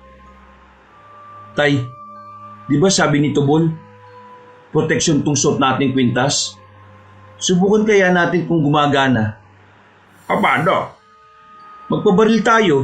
Sira ulo. Tumigil ka nga sa mga pinag-iisip mo. Tara na. Habang walang tao ay mabilis nilang tinakbo ang daan patungo sa iskinita. Nang malagpasan nila yon, ay natanong na nila ang bodega. Nang mapansing walang makakakita sa kanila, hindi na sila nagsayang ng oras. Nagmamadali na silang makalapit doon. Sakto naman na nasa loob pala ang babaeng si Amara. Nagpupunas ito ng mga silya. Oh, Mang Dondon, Ramil, kayo pala. Amara, alam kong alam mo na ang nangyari. Huwag kang maniniwala. Wala kami ginagawa masama. Ang alin ba? Teka, ano ba nangyayari? Pinagkakalat ni Doña Magda na nagdakaw daw kami dito sa asyenda kaya kami umalis kagabi. Pero iba talaga nangyari. Paano iba? Sige nga, ipaliwanag nyo, makikinig ako. Natuklasan kasi namin na may ginagawang masama si Doña Magda. May ginagawang masama? Teka, parang hindi naman yata tama ito. Alam kong nasusungitan kayo ni Mama pero... Pero Amara, totoong sinasabi ko. Kagabi, nakita namin siya na may kausap na lalaki. Ang lalaking yon at ang kasama nun ay mga aswang. Tapos, maya-maya lang, may mga dumating na truck na laman ng mga buntis. Yung mga buntis, pinadukot ni Doña Magda para ibenta sa mga aswang. Ganun ang ginagawa ng mama mo kaya mas madali siyang nakakalikom ng pera. Ramil, Maniwala ka sa akin. hindi tama yan sinasabi mo. Kilala ko ang mama ko. Kahit na maraming nagagalit dahil sa ugali niya, alam ko na kahit kailan, hindi siya gagawa ng gaya ng sinasabi mo. Sumusobra ka na, Ramila. Hindi ko kayang tanggapin ang sinasabi mo. Iha, totoo ang sinasabi ni Ramil. Kailangan mo makinig sa amin dahil para din naman ito sa kaligtasan mo. Kung ayaw mong maniwala, bakit hindi ka mismo mag-obserba? Alamin mo kung totoo yung sinasabi namin. Iha, Hindi mo kilala na gusto ang nanay mo. Umalis na kayo. Hindi ko kailangan marinig ang mga sinasabi ninyo. Pero, Amara, Ramil, tama na. Umalis na kayo bago ko ba kayo isumbong sa mga tao namin. sana mapagtanto mo rin na tama ang sinasabi namin. Akala ko pa naman magkaibigan na tayong dalawa. Pero hindi pa pala. Sige na, umalis na tayo. Wala na tayong magagawa kung ayaw niyang makinig sa atin. Tumango na lamang si Ramil kay Amara. Mabilis nilang nilisan ng asyenda. Pagsapit ng gabi, nanatili na muna sila sa kanilang baryo. Pero hindi sila umuwi ng bahay. Nagtago lang sila sa bapunong parte ng kanilang lugar. Tay, tingin ko, kailangan na natin gumawa ng paraan para pigilan yung operasyon nila Doña Magda at ng mga aswang. Eh anong kailangan natin gawin? Manmanan natin si Doña Magda. Kailangan natin magkaroon ng impormasyon kung nasaan ang mga aswang. Sumang-ayon ng kanyang ama. Nung gabing yun, bumalik na muna sila sa kagubatan. Ilang araw nilang pinagplanuhan ang kung paano nila mamanmanan ang matandang si Magda. Sa loob ng 1 linggong pagbuntot kay Doña Magda, nalaman na rin nila sa wakas kung saan naglulungga ang mga aswang. Doon din madalas na nagpupunta si Doña Magda para sa ilantong transaksyon. Isang gabi, Tay, handa ka na ba? Ako pa talaga tinanong mo. Ikaw kung handa ka na ba? Handang-handa na ako, Tay. Pero sana, matuwa sa atin si Tobol. Sinisimulan na natin ang misyon. Habang naglalakad sila palabas ng kagubatan, bigla na lamang lumakas ang hangin. Kasunod nito ay narinig nila ang tinig ng bathala ng kagubatan. Hindi ka ba talaga marunong makinig sa tamang pangalan? Tubaol ang pangalan ko, hindi Tubol. Oh, nandiyan ka pala. Palis na kami. Pupuntahan namin yung kuta ng mga aswang. Masusubukan na rin namin ang sandata at anting-anting na bigay mo sa amin. Mag-iingat kayo sa inyong lakad. Mag-iingat din kayo sa pagbibigay ng tiwala. Maaring merong magtaksil sa inyo. Eh sino naman? Kung may nalalaman ka, sabi mo na kagad sa amin, di ba? Kung alam ko lang kung sino edi sinabi ko na nga. Isa ka palang hangal eh. Eh ano yung sinasabi mo? Nararamdaman ko lang, pero hindi ko nakikita kung sino. Maging alerto kayo. Sa inyong lakad, wala kayong ibang pagkakatiwalaan kundi ang sarili nyo lang. Sige ho, makakaasa kayo. Gagawin namin ang makakaya namin para magawa ng maayos ang tungkulin na ito. Pipigilan namin ang mga salot na yun sa mga binabalak nila. Nakakatuwa. Dahil habang tumatagal, unti-unti nyo nang nauunawaan ang tunay na kahulugan ng inyong misyon. Matapos sa pag-uusap na yun, naedad na rin silang pumunta sa gubat. Tumungo na muna sila sa asyenda para alamin kung naroon ang matandang si Magda. Pero wala roon ang Donya. Isa lang ang hinala nila.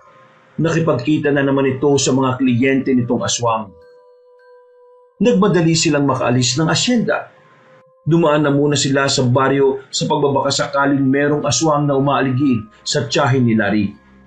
Pero nang dumating sila roon, nakapagtataka na nakabukas ang bahay. Pero wala silang naririnig na tao sa loob. Kaya sumilip silang dalawa. Nakita nilang wala ngang tao roon. Nakakalat ang gamit sa lapag. May kaunting dugo na rin sa lapag. Tay, mukhang nahuli na tayo ng dating. Nakuha na nila yung tiyahin ni Larry. Larry? Nandiyan ba si Tia? Nakita ko, may nakapagsabi sa akin. May mga tao raw dito ni Doña Magda kanina. Pare, wala na ang tiyahin mo. Kinuha na siya. Nahuli na kami ng dating. Gagi pre, Mang Dondon, tulungan niyo ako. Mahal na mahal ni Mama ang tiyahin ko na yun. Baka hindi kayanin ni Mama kapag may nangyaring masama sa kanya. Oh, uminahon ka lang, Larry. Gagawin namin ang lahat para mabawi ang tiyahin mo. Ramil, simulan na natin. Sasama ako. Pre, hindi pwede. Delikado to. Delikado nga pero kayong dalawa lang eh. Kaya sasama ako. Sige na, gusto ko makatulong sa pagliligtas sa tiyahin ko. Hindi mo naintindihan eh. Aswang ang kalaban dito, pre. Kasama pa ang mga tao ni Doña Magda. Isa pa, hindi mo kami masasabayan. Paano hindi masasabayan? Bakit? Lilipad ba kayo? Sige na naman. Nag-aalala rin ako kay Tia eh. Ay sige, sumama ka sa amin. Pero sa isang kondisyon. Ano kondisyon? Sa oras na magkagulo na, unahin mong iligtas ang sarili mo, ha? Paano kayo? Huwag mo kaming intindihin.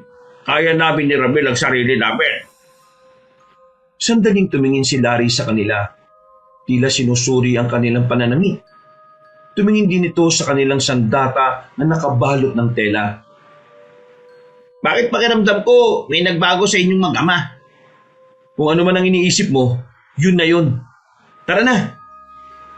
Nagmamadali nilang nilisan ng baryo. Pumara lang sila ng tricycle para puntahan ang lugar na kinaroroonan ng mga aswang.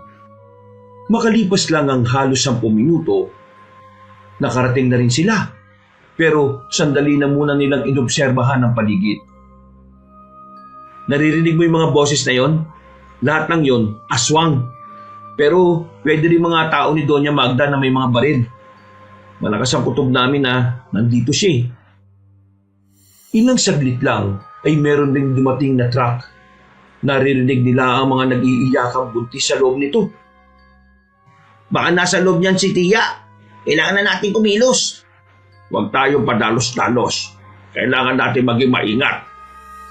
Hihintayin lang natin buksan ng truck na yan. Kayong dalawa na ang mag-asikaso sa mga buntis. Habang ako naman, papasukin ko yung lugar na yan. Iisa-isahin ko sila. Ha? Nakakayanin mo sila? Ano ka ba? Bida ka ba sa pelikula? Di malalaman mo na lang mamaya. Ngumisi na lamang ang lalaking si Ramil. Maya-maya pa ay inalis na rin ito ang tela na nakabalot sa espada nito. Ganon din naman si Mang Dondon. Nakaramdam naman ng pagkamangha ang binatang si Larry. Hindi nagtagal, nakita nilang may mga lalaking lumapit sa likuran ng truck. Pagbukas nito, walang sinayang na pagkakataon si Mang Dondon at Larry. Nilapitan nila ang mga yon. Hindi nagdalawang isip si Mang Dondon na hatawin ng palakol ang mga naroroon. Nagpalit ng anyong aswang ang mga yon. Tila nawala naman ang kakaunting tapang na bitbit ni Larry nang makita ang mga nilalang. Habang si Ramil naman ay nauna nang pumasok sa loob. Nagulat ang mga aswang na nagbabantay sa gilid-gilid. Noong mga sandaling yon, mabilis na napabagsak ni Ramil ang unang humarang sa kanya. Kaya madali siyang nakapasok sa isang malaking bodega kung saan naroon ang iba pa. Inabutan niya sa loob si Doña Magda. Kasama nito ang lalaking si Gabo, ang nagsisilbing katransaksyon palagi ng Donya. Napatigil ang mga yon sa kani-kanilang ginagawa at ang lahat ng tingin ay natuon kay Ramil. Unang napansin sa kanya ay ang kanyang espada na nababahiran na ng dugo. At sino ka naman para abalay kami rito, ha? Doña Magda, mukha yatang gulat na gulat ka. Bakit hindi mo sabihin sa kanya kung sino ako? Siya ang isa sa mga tauhan ko sa asyenda. Hampas lupa silang dalawa ng kanyang ama. Hampas lupa ka pala eh. Bakit ka narito? Alam ba kung ano ang mga nasa harapan mo? Tingin mo, mapapadpad ako dito kung wala akong alam? Sa halip na tanongin niyo ako ng mga walang kwentang bagay, bakit hindi niyo unahing magtaka kung bakit ang lakas ng loob kong pumunta rito? Nakatinginan na matandang babae pati na rin si Gabo. Parehong napapaisip sa sinabi niyo ng binatang si Ramil. Baka sa mukha ng lalaking aswang ang pagkabahala. Bagay na ikinatuwa naman ni Ramil dahil pakiramdam niya sa parting yon ay nakakalamang na siya pagdating sa moral. Ang ibig sabihin, isa ka bang manunugis? Hindi ko alam kung ano ang tawag sa akin. Pero pwede mong isipin na mga kagaya ko ang siyang papas lang sa mga salot na katulad mo.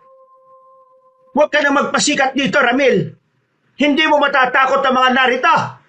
Bakit? Dahil mga aswang sila? Tingin mo nagpunta ako dito na may nararamdamang takot sa mga nilalang na yan? Wala akong nararamdaman kahit nakakaunti. Kaya kung ako sa'yo, Itama mo ang mga pagkakamali mo, Aling Magda. Ang kapal ng mukha mong tawagin akong Aling Magda. Sino ka sa inakala mo? Winasiwas na ni Ramil ang kanyang espada. Sa puntong yun, nagsimula na ring umangil ang mga aswang. Gabo, wala akong magagawa rito. Mauna na ako. Sige, umalis ka na. Mamamatay ka lang dito, matanda ka. Hoy, ikaw, ano pangalan mo? Bakit mo tinatanong? Gusto mong malaman ang pangalan ng aswang na papaslang sa'yo? Hindi. Tinatanong ko kung anong pangalan mo para alam ko kung anong puntod kitang dadalawin. Mali! Hindi uso ang puntod sa amin. Sa inyo lang uso yun, mga tao. Ang dami mong daldal. Ano bang tinitingin-tingin nyo? Lusubin nyo na ang isang yan! Nagsipag-angilan ng mga aswang. Hindi nagtagal, sabay-sabay nang umatake ang mga nilalang. Pero hindi man lang nangatog ang tuhod ni Ramil. Kahit siya ay naninibago rin. Para kasing ang tagal-tagal na niyang ginagawa ang pakikipaglaban sa mga yon. Mahusay ang bawat ilag na ginagawa niya. Nakakatugon din siya bilang atake sa mga kalaban niya. Noong mga sandaling yon, nabigla si Gabo sa pinapakita ni Ramil. Hanggang dyan lang ba ang kaya ninyo? Pwes, ako naman! Ginamit ni Ramil ang kanyang pambihirang bilis. Isa-isa niyang pinabagsak ang mga kalaban niya. Dumanak na ang dugo sa lapag. Sa mga pader din ng bodega ay makikita ang mga bakas habang si Gabo nakatayo lang doon at nanunood sa mga nangyayari. Kalaunan, nakabulagta na ang mga aswang. Tapos na sila. Baka pwedeng ikaw naman. Hindi ko alam kung saan nagagaling ang taglay mong bilis sa pangikipaglaban. Pero kung inaakala mong uubra ka sa kagaya ko, nagkakamali ka. Marami na akong pinagdaan ng laban. Hindi ka mananalo sa akin kung wala ka pang isang buwan na pumapatay na kalaban. Hindi ko alam kung tinatakot mo ako. Nagyayabang ka lang para hindi mahalatang ikaw yung natatakot eh. Pero para malaman natin kung sino ba talagang malakas, bakit hindi na natin to simulan? Tikman mo ang galit ang prinsipe ng mga gabunan! Humaba ang buhok ng lalaki at naging kulay puti, habang ang buong katawan naman nito ay umitim. Tila may mga umusliling buto sa iba't ibang parte ng katawan nito. Aminadong lalaking si Ramil na nabigla siya sa kanyang nasaksihan. Yung kasi ang unang pagkakataon na nakakita siya ng ganong klase ng aswang. Nang umatake ang gabunan sa kanya, hindi niya yon napaghandaan. Sobrang bilis. Hindi niya namalaya na nakalmutan pala siya nito sa likod. Sa kanya na lang nalaman ng maramdaman niya ang hapdi. Pagbabayaran mo ang pagdugi sa karangalan ng mga aswang! Nahawakan siya ni Gabo sa kwelyo at saka hinila ng malakas. Binalibag siya sa dingding ng bodega. Nalaglagan pa si Ramil ng mga nakapatong na galon. Hindi pa nakontento si Gabo. Hinila ulit ni Ramil palayo roon. Binalibag ulit sa kabilang banda. Sa mga oras na ito, alam na ni Ramil kung hindi siya gagawa ng kakaibang galaw, hindi siya makakaahon sa laban na yun. Tumingin siya sa paligid at naghahanap siya ng pwede niyang gamitin. Nang papalipit na ulit si Gabo, biglang dinampot ni Ramil ang bote sa gilid. Binato niya yun ng malakas at tinamaan naman ang gabunan sa muka. Sinamantala naman ni Ramil ang pagkakataon. Mabilis siyang bumangon at sinuntok niya ng ilang ulit ang mukha ng gabunan. Heto pa! Pagsuntok niya sa mukha nito, tuluyan ang tumilapon si Gabo sa mga galon. Pinutulog naman ni Ramil ang kanyang mga dagiri sa lee, parang wala lang nangyari. Kinakabahan ako ng kaunti. Akala ko. Biglang nakabangon si Gabo at mabilis na nakalapit. Dinakma nito ang mukha ni Ramil. Nang maramdaman ni Ramil na humihigpit ang pagkakahawak ng aswang, sinipa niya naman ng malakas sa pagitan ng hita si Gabo. Dahil dito ay muling napadistansya si Gabo. Tila naramdaman nito ang ginawa ng binata. Basag na yung itlog mo. Hindi ka na magkakaroon ng anak, no? Ginagalit mo talaga akong mortal ka! Ilabas mo na ang lahat ng kaya mong gawin. Huwag nating tapusin ang gabing ito nang walang mawawala sa ating dalawa. Muling umatake si Gabo. Noong mga sandaling yon, alam na ni Ramil ang mga galawan ng aswang nakaharap niya. Nabasa na niya yon, kaya bawat lusob nito sa kanya ay madali niyang naiiwasan. Alam mo bang hindi ko pa nagagamit ang anting-anting na dala ko? Ano sinabi mo? Lahat ng ginagawa ko, wala pa sa kalahati ng meron ako. Ha! Mayabang ka rin ano? Pasensya ka na ha. Kahit ako rin naman eh. Hindi ko alam kung bakit ako nag-aangas sa laban na to. Hindi naman kasi ako mayabang eh. Pero pakiramdam ko, masarap ang ganitong ugali. Lalo na kapag aswang ang katapat. Si Ramil naman ang sumunod na umatake. Tinatag niya ng suntok ang kanyang kalaban. Sa mga naunang sandali ay nagagawa pang makailag ni Gabo. Hindi nagtagal, sumunod-sunod na rin ang tama nito. Bugbog sarado na si Gabo. Hindi na umuubra ang pagiging gabunan nito. Galit na galit si Gabo sa nangyayari. Hindi ito makapaniwala ng isang kagaya lamang ni Ramil ang magpapaluhod sa tuhod niya. Marahil nakakalabang ka ngayon. At kung sakaling mapaslang mo man ako ngayong gabi, hindi ka naman uubra sa pinuno ng mga aswang. Walang-wala ka sa kanya. Hindi ka tatagal kahit na 1 minuto. Kahit anong sabihin mo, kailangan mo nang tanggapin ang katotohanan na mamamatay ka na. Mababawasan na ang mga aswang na nagdudulot ang perwisyo sa mga tao. Lalong-lalo na sa mga buntis. Pagbabayaran mo na ngayon ang lahat ng kasalanan mo sa mga sanggol. Kinuha na ni Ramil ang kanyang espada. Tangkang tatakas pa sana si Gabo, pero hinabol yun ni Ramil. Tinarak niya ang espada sa gabunan. Ibinaon niya ng gusto ang espada hanggang sa tuluyan na itong nalagutan ng hininga. Sinuyod niya ng tingin ang buong paligid. Noong mga sandaling yon, nakita niyang nakabulagta na ang lahat ng aswang. Lumabas siya ng bodega. Hinanap niya ang matandang babae. Wala na ang sasakyan sa harapan, kaya nasisiguro niyang nakalis na rin si Doña Magda. Hindi na lamang niya yon hinabol pa. Mas inunan niyang intindihin ng mga buntis na kasama nila ni Mang Dondon. Kasama na rin nila ang tiyahin ni Larry. Napaslang ko na mga aswang, pati na rin yung katransaksyon palagi ni Doña Magda. Tara, kailangan na nating umalis. Gamit ang truck na naroon, bumiyay sila paalis. Naihatid nila sa kani-kanilang lugar ang mga buntis. Nakauwi na rin ang tiyahin ni Larry.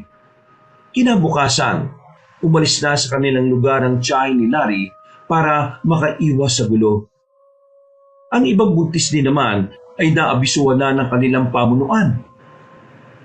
Pre! Sandali! Hinabol ni Larry ang mag-ama na naglalakad na sana palayo. Nagtataka kasi si Larry kung saan patungo ang dalawa. Gayong nasa baryo naman na sila. Saan kayo pupunta? Ay, dyan lang naman. Bakit? Saan dyan? Katatapos lang ng laban kagabi. Hindi man lang ba kayo magpapahinga? Hindi nyo man lang ba ipapaliwanag sa akin kung ano na nangyari sa inyo? At bakit parang sanay na kayo sa ginagawa ninyo? Ibang tao yata ako sa inyo para paglihiman nyo eh. Pre, hindi naman sa ganun. Sadyang nung una, natatakot lang kaming sabihin sa'yo dahil ayaw ka naming madamay. Ngayon, nadamay na ako. Baka pwede namang sabihin nyo sa akin. Gusto ko din kasi sumama sa inyo eh. Gusto ko makatulong. Gusto ko magkaroon ng lakas ng loob para protektahan sila nanay. Nagkatinginan na mag-ama. Sa huli, naisipan na lang din nilang isama si Larry. Sa isip-isip nila, hindi naman siguro magagalit sa kanila si Tubaol dahil mabuting tao naman si Larry. Habang naglalakad sila sa kalsada, nakita nila si Amara sa gilid. Nakaupo, tulala, umiiyak at parang wala pang tulog. Ang unang naramdaman ni Ramil nung mga sandaling yon, sobra siyang nag-aalala. Kaya naman nilapitan nila yung kaagad. Ramil? Biglang yumakap sa kanya ang dalaga. Iyak yun ng iyak. Nanginginig pa ang mga kamay nito at parang takot na takot. Ramil, tulungan mo ako. Bakit? Ano ba nangyari? Alam ko na ang katotohanan. Tama ka. Tama kayo ni Mang Dondon. Natuklusan ko na ang lihim ni Mama. Nakita ko siya kagabi. May kasama siyang mga aswang. May mga dala silang buntis. Tulungan mo ko. Hindi ko alam ang gagawin ko. Hindi ko alam kung babalik pa ba ako sa amin. Wala akong pupuntahan eh. Natatakot akong sumama sa kanya. Huwag kang mag-alala. Kaming bahala sa'yo. Hindi ka namin iiwan. Pre, isasama ba natin siya sa pupuntahan natin? Tay, hindi na muna tayo babalik. Kailangan natin asikasuhin si Amara. Pero nangako tayo na babalik tayo at kakausapin natin si Tubaol. Ipapaalam natin sa kanya mga nangyari. Tay, ikaw na lang munang bumalik. Kawawa naman si Amara oh. Wala siyang kasama. Sigurado ka ba? Oo, Tay. Pakisabi na lang kay Tubaol na susunod ako. Ay siya, sige. Mauna na ako. Kayo nang bahala kay Ma'am Amara ha. Naglakad na rin papasok ng kagubatan na matandang si Dondon. Si Ramil at Larry naman ay inasikasong dalaga. Mga ilang sandali lang, kumalma na rin naman ang dalaga. May alam akong lugar na pwede nating tuluyan ng pansamantala. Mas ligtas siguro doon. Hindi ba yan alam ni Doña Magda? Alam niya ang lugar na yon pero wala naman siyang alam na may alam na ako. Kaya hindi naman siya maghihinala na naroon ako. O sige, doon na muna tayo. Para sa ikatatahimik ng kalooban mo. Ramil, patawad. Nakinig sana ako sa iyo nung una pa lang. Wala kang kasalanan. Naiintindihan naman kita eh. Ang mabuti pa, pumunta na tayo sa sinasabi mong bahay. Pinara nila ang napadaan na tricycle. Agad din naman silang bumiyahe at makalipas lang ang halos 15 minutos na biyahe. Nakarating na rin sila sa isang tila lumang village na kahit ang dalawang binata hindi rin alam ang lugar na yon. Sigurado ka bang dito tayo? Sa nakikita ko parang abandonado na tong lugar na to eh. Pag-aari ito ng pamilya namin. Marami sanang titira dito noong bata pa ako. Ang kaso nga lang, nagkaroon ng problema. Yung mga kumuha ng unit, umatras nang magkaroon ng kaaway ang papa ko. Siniraan siya. Pero huwag kayong mag-alala. Yung bahay namin na narito, maayos. Pinapalinis namin yun kada linggo. Kaya magiging komportable naman tayo ron. Habang hindi ko pa alam kung saan ako pupunta. Doon na muna ako. Tumagon na lamang si Ramin, pero napansin niyang tila hindi mapakali ang mata ni Larry. Parang hindi to komportable sa lugar na kanilang kinalalagyan. Kaunting lakad lang ang kanilang ginawa. Narating na rin nila ang malaking bahay at sa labas pa lang, masasabi kagad ni Ramil na totoong inaalagaan ang bahay na yon. Sa lahat kasi ng bahay na naroon, yun lang talaga ang maayos at malinis. Ayos! Bahay talaga ng mayaman to ah. Ang laki! Huwag kayong maya na kumilos dito. Mga bisita ko kayo. Isa pa, kayo ang dahilan kung bakit naging ayos na ako ngayon. Lalong-lalo ka na, Ramil. Wala yun, Amara. Basta maging okay ka lang. Amara, may damit kayang panlalaki rito? Gusto ko sanang maligo kasi ang baho ko ni. Sandali lang. Titingnan ko lang sa taas kung may naiwan pa kaming damit dito.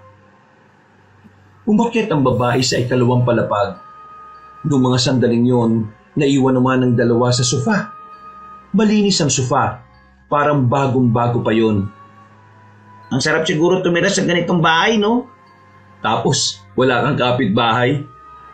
Hindi, ang ibig ko sabihin, kung ganito yung bahay mo tapos nasa maayos na lugar ka. Pero, hindi ka ba nagtataka? Nagtataka na alin? Malinis ang buong bahay. May mga nakita akong sapatos sa labas. Basta, alagang-alaga to eh. Tapos, ito lang din ang may kuryente. Pakiramdam ko, laging may nagpupunta rito. Pinagdududaan mo ba si Amara? Ayoko sana pero hindi ko maiwasang isipin eh. Natigil lang ang kanilang usapan nang marinig na nilang pabalik na ang dalaga. May daladala na itong damit at pantalon. Saktong-sakto yun para kay Ramil.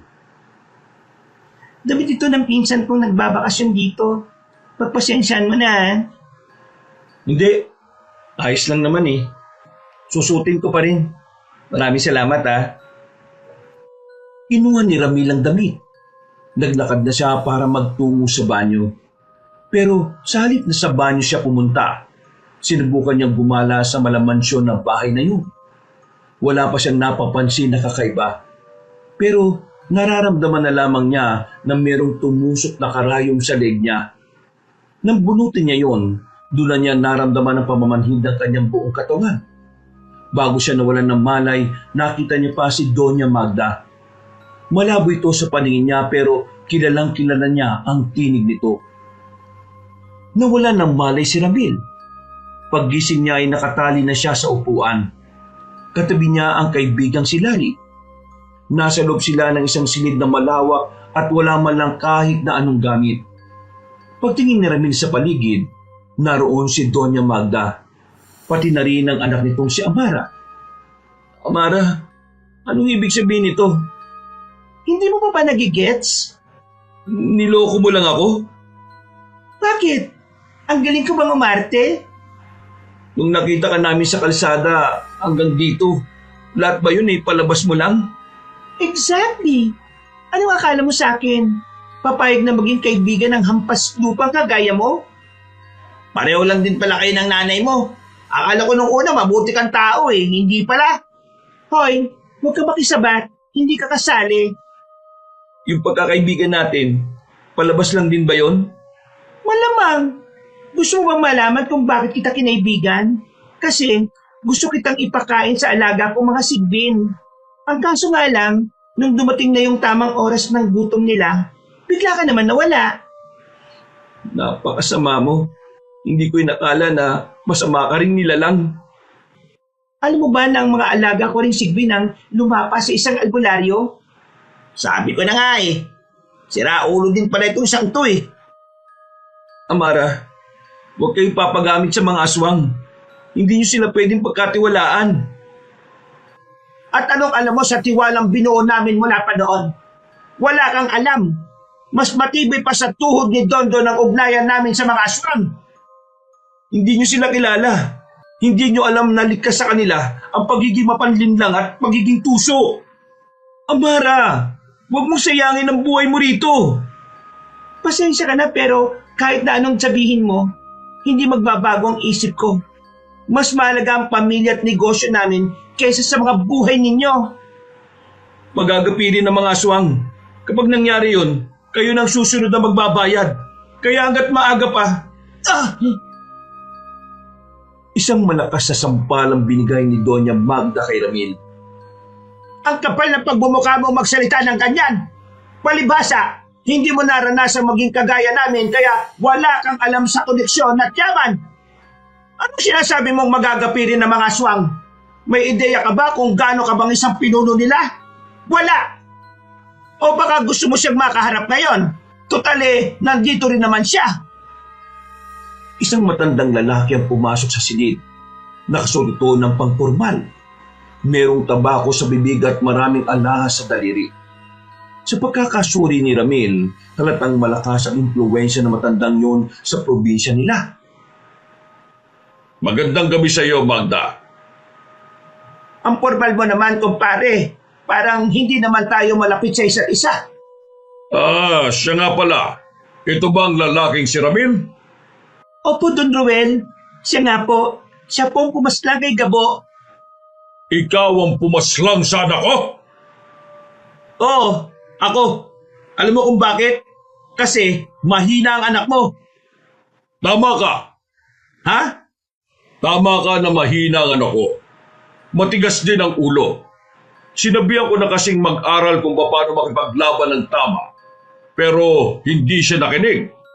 Ngayon, patay na siya. Wala akong pakialam kung hindi siya nakinig sa inyo.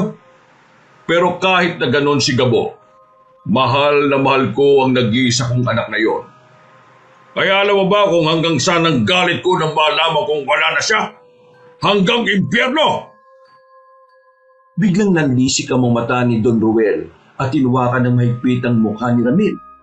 Kitang-kita sa mata ni Don Roel ang walang kapantay na galit. Hindi ako nagsisisi sa ginawa kong yun. At kahit napatayin mo ako ngayon, mamamatay ako nakangiti dahil nakita ko kung paano ka magdusa sa pagkawala ng anak mo. Isang malakas na sampal ang inabot ito kay Doña Magda. Sasampalin din sana ito ni Amara pero inawat na sila ng matandang si Ruel. Kumalma si Don Ruel. Inayos nito ang kwelyo at mahinahon na nagsalita.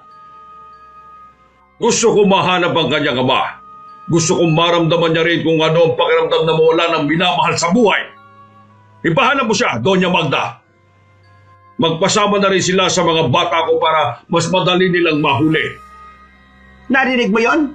Mawawala ang ama mo at mararanasan mo rin ang ginawa mo. Hindi ako kinakabahan.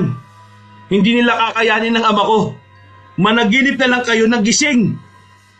Iho, mukhang kulang ka sa impormasyon tungkol sa akin. Mas mainam siguro na bago mo pinasok ang gulong ito, ay kinilala mo muna ako. Sa mga sandaling ito ay hindi na nakapagsalita ang lalaking si Ramil. Hindi niya alam kung bakit parang bigla na lang dumaloy ang kaba sa kanyang kalooban. Lumabas sa matandang si Ruel. Sumunod naman si Doña Magda. Aalis na rin sana si Amara pero tinawag niya pa ito. Sandali lang. Ano? Hindi ka ba kontento sa nangyayari sa iyo ngayon? Gusto mo pa ba lalo madismaya? Alam kong hindi ka naman likas na masama eh. Sa kabila ng lahat, tao ka pa rin. Kaya sana, kaunting tsansa, maramdaman mo pa rin ang kabutihan sa puso mo. Kung umaasa kang pwede ako maging mabuti gaya mo, nagkakamali ka. Bata pa lang ako, Ramil. Wala nang ibang mas mahalaga sa akin kundi ang pamilya at pera. Kaya wag mo nang tangkayin na lasunin ang utak ko. Mabibigo ka lang. Huwag mo nang kausapin yan, pre. Wala kang mapapala dyan. Inborn pagiging demonyo ng babaeng yan. Nagtatago lang sa kagandahan at kapangitan ng tunay na pagkatao. Tao ka nga, pero kasing sahol mo naman ang aswang. Kapag nagbagong isip mo kahit na anong oras, handa kitang pagkatiwalaan uli. Ngumisi na lamang ang dalaga.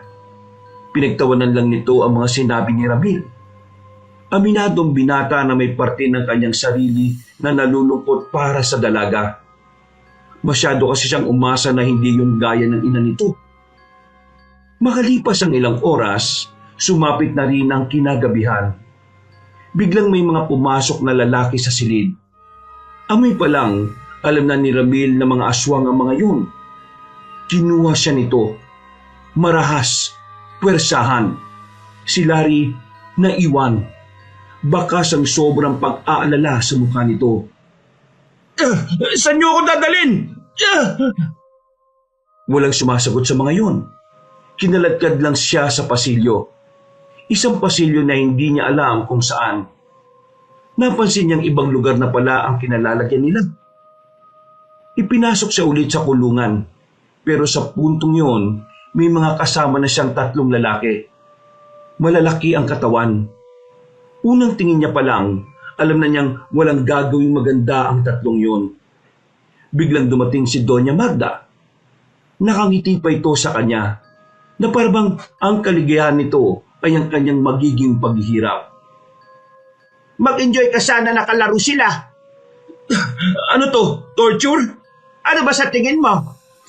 Hindi ako natatakot sa mga... Natigilan siya sa pagsasalita na mapagtanto niyang wala na sa kanyang liig ang anting-anting.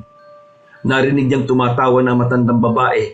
Nakita niyang hawak-hawak ni Doña Magda ang kwintas na pagmamay-ari niya.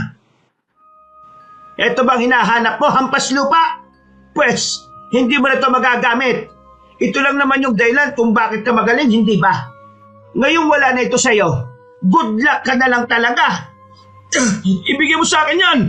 Ibibigay ko sa'yo? Sige, pero labas ka muna dyan. Kahit na kailan, diablo ka talaga. Huwag kang maging kampante, Doña Magda.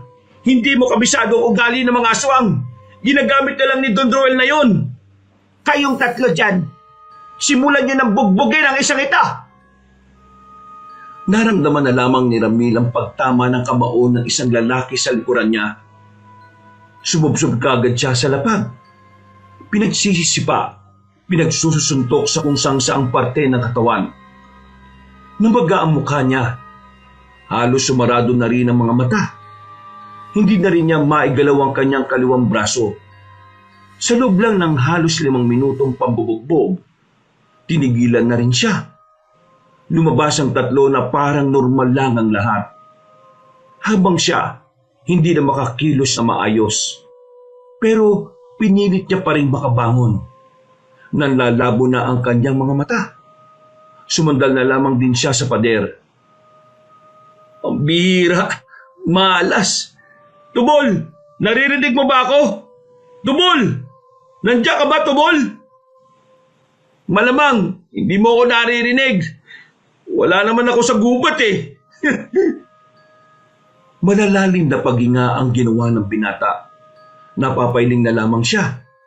Hindi niya alam ang kanyang gagawin. Wala siyang lakas. Kaya wala siyang magawa. Nag-aalala pa siya sa kanyang ama. Unti-unti nang napipikit ang mga mata niya. Hanggang sa ilang mga sandali lang, tuluyan na siyang nakatulog. Nagising na lamang siya ng kalampagin ng selda. Nakita niya ang ilang kalalakihan na binuksan ng kulungan. Hinablutan naman siya palabas at kinaladkad. Masama ang kutob ni Ramil.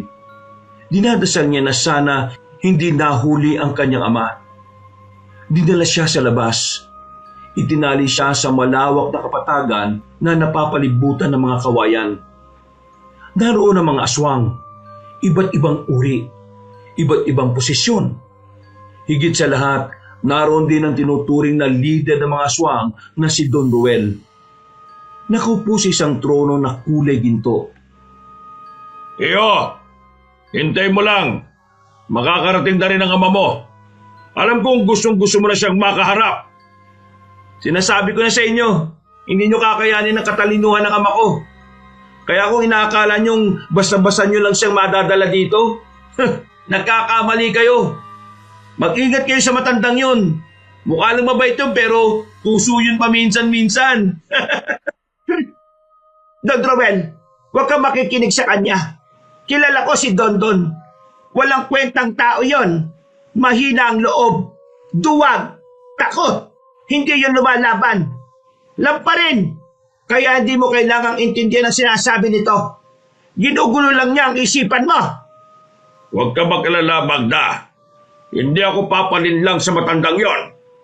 Pagdating niya rito, ipapakita kagad natin sa isang ito kung paano mawala ng anak. Ipaparamdam natin sa kanya ng dahan-dahan kung paano mawala ng ama. Ipaparamdam natin sa kanya ng dahan-dahan kung ano ang pakiramdam na unti-unting namamatayan ng kanyang ama. Ilang sandali lang, nakita niyang inilabas na rin ng kulungan ng kanyang kaibigang si Larry. May mga sugat na rin ito sa katawan. Bakas din ang mga pasa sa mukha nito. Ayos lang ako, pre. Huwag mo akong intindihin. Pero bago tayo dumako sa ama mo, unahin muna natin tong nag-iisa mong kaibigan. Anong gagawin niyo sa kanya? Huwag niyo na siyang idamay dito. Pakulan mo ako rito at ako ang harapin mo. Lumabang ka ng patas, no? Huwag kang duwag. Anong gagawin ko sa kanya? Simple lang. Ipaparamdam ko sa kanya ang kalbaryo habang nararamdaman mo naman ang impyerno. Tumawa ng malakas ang pinunong aswang, habang ang ibang aswang naman na naroon ay nagpapalakpakan pa. Tila nagdiriwang ang mga yon sa mga kaganapan. Pre, kalma lang ha. Ayos lang ako. Ayos lang. Tanggap ko na. Kaya kumalma ka lang. Huwag mong hayaan na masira nilang isipan mo ngayon. Kailangan mo makapag-focus kayo, pre. Kahit na sobrang nababahala ang binata, batid niyang may punto naman si Larry. Kailangan niyang huminahon. Kailangan niyang mapagana ang kanyang isipan. Kailangan niyang makaisip ng ibang paraan para matigil ang mga mangyayari. Maya-maya pa, meron ng mga nagdatingan, mga lalaking armado. Dala-dala na ang kanyang ama. Nakasimpleng suot lang na pangsaka ang tatay niya. Hindi niya makitang suot nito ang anting-anting. Ang palakol ay wala rin. Bagay na lalong nagdulot ng pagkabahala sa kanya. Anak, patawad. Ginawa ko lahat pero nahuli pa rin nila ako. Nasaan ang anting-anting, tay? Bakit hindi niyo suot? Napigtal habang nakikipaglaban ako eh. Nahulog sa ilog. Well. Sa wakas, nagkasama na rin ang mag-ama. Kaya ngayon, sisimulan na natin. Para may kaunting excitement, ibay natin ang kaganapan ngayon. Kailangan mong mamili sa dalawa kung sino ang ililigtas mo. Isa sa kanilang mamamatay at isa sa kanila ibabalik ko muna sa kulungan at may tsansang makalaya. Depende kung matatalo mo ko mamaya sa laban. Sira ulo ka ba? Paano kita matatalo kung nakagapos ako dito? Mamili ka na kung sino sa kanilang ililigtas mo. May kilang ang pasensya ko kaya sana ay huwag mong ubusin. Si Larry ang piliin mong iligtas. Matanda na ako, Ramil. Kakaunting oras na lang ang meron ako rito sa mundo. Si Larry, marami pa siyang pwedeng gawin. Marami pa siyang pangarap na pwedeng matupad. Pare, piliin mo si Mang Dondon. Magkama kayo, isang pamilya. Palagi mo uunahin ang pamilya mo. Kaibigan mo lang ako, pre. Kahit anong oras, pwede kang makahanap ng kaibigan. Pero ang ama, hindi. Kaya, ayos lang ako, pre. Tanggap ko na rin na magiging kapalaran ko. Hindi. Ikaw dapat ang makaligtas, Larry. Mas kailangan ka ng pamilya mo. Malulungkot sila kapag nawala ka. Ang tingin mo, hindi malulungkot si Ramil kapag nawala ka? Tama na ang trabahan. Bumili ka na, Ramil. Nauubos na ang pasensya ko. Sige na, pre. Piliin mo na tatay mo. Tumingin si Ramil kay Mang Dondon. Tumango ito sa kanya. Bigla itong sumenyas gamit lang ang pakindat nito. Sa puntong ito, nakuha na agad ni Ramil ang ibig sabihin ng ama. Pinipili ko si Larry. Siya ang gusto ko mabuhay. Sigurado ka ba? Wala kang pakialam sa tatay mo kung mamamatay. Kagaya nga na sinabi niya, matanda na siya. Siguro, panahon na para siya naman na magpahinga. Ano pinagsasabi mo, pre? Ikaw ang pinili ko. Kaya kapag nakalis na tayo rito, magpakabuti ka na, ha? Mabuti naman ako, pero anong ginagawa mo, siraulo ka? Sige na. Simulan na natin ang pagpapahirap sa isang yan. Kinablot na ng mga aswang ang matandang si Dondon. Akmang lalatiguhin na sana ito ng isang aswang nang biglang nagpaputok ng baril ang mga armadong lalaki. Pinagbababaril ng mga yon ng mga aswang na nasa paligid. Gulong-gulo ang mga aswang at sila Doña Magda. Ano akala nyo sa akin? Tanga! Sinabi ko naman kasi sa inyo eh. Ayaw nyo makinig eh. Nagkagulo na noong mga sandaling yon.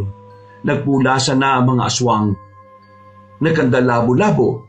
Agad din naman siyang pinatakas ng kanyang ama. Sinunod naman nila si Larry. Mga taga-ibang baryo ang kasama ko. Natalo namin yung mga aswang at armadong lalaki na nagtangkang manghuli sa amin. Kayang-kaya natin silang palagan. Tay, wala sa akin ang sandata ko eh. Yung anting-anting ko naman na kay Doña Magda. Para kusang bumalik sa iyo ang mga sandata mo.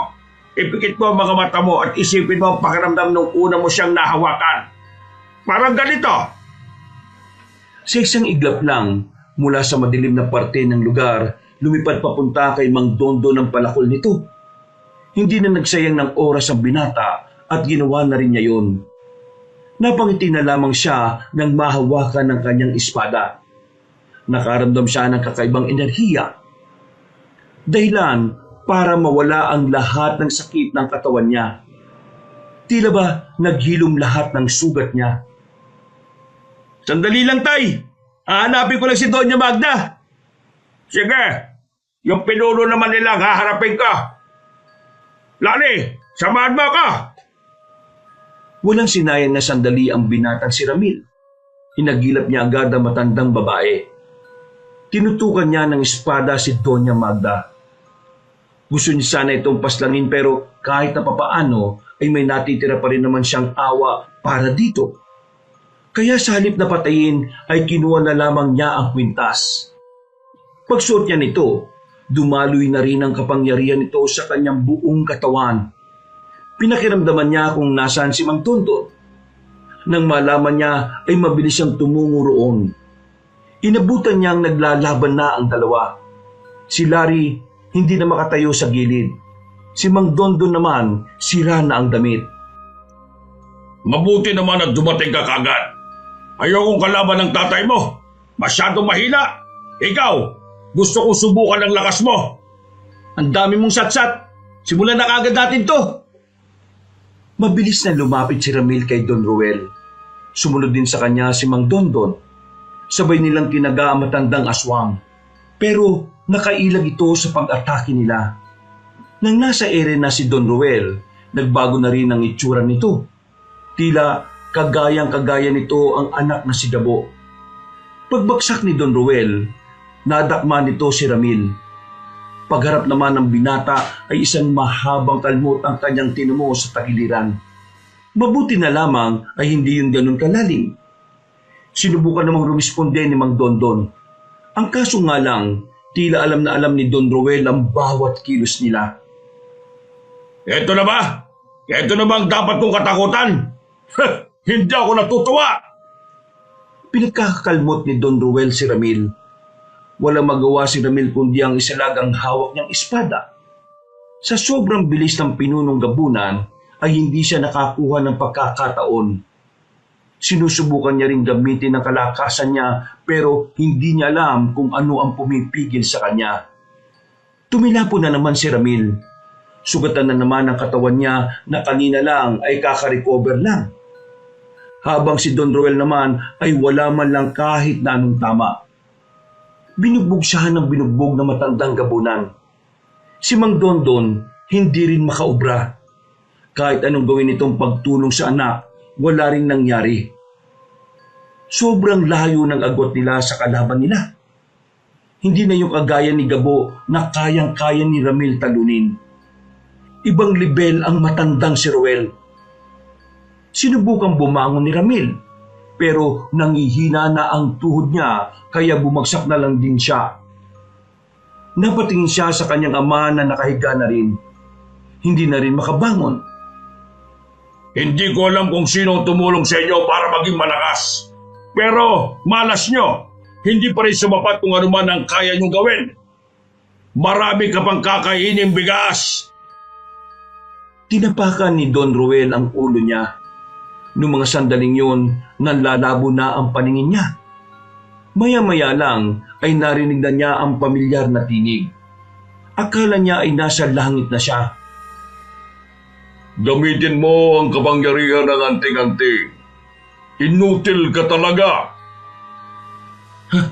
Sino ka? Sino kinakausap mo? Nagtataka si Don Ruel nang biglang magsalita ng gano'n ang binata. Kahit si Mang Dondon at Larry ay napaisip din. Tubol? Hindi Tubol ang pangalan ko. Tubaol.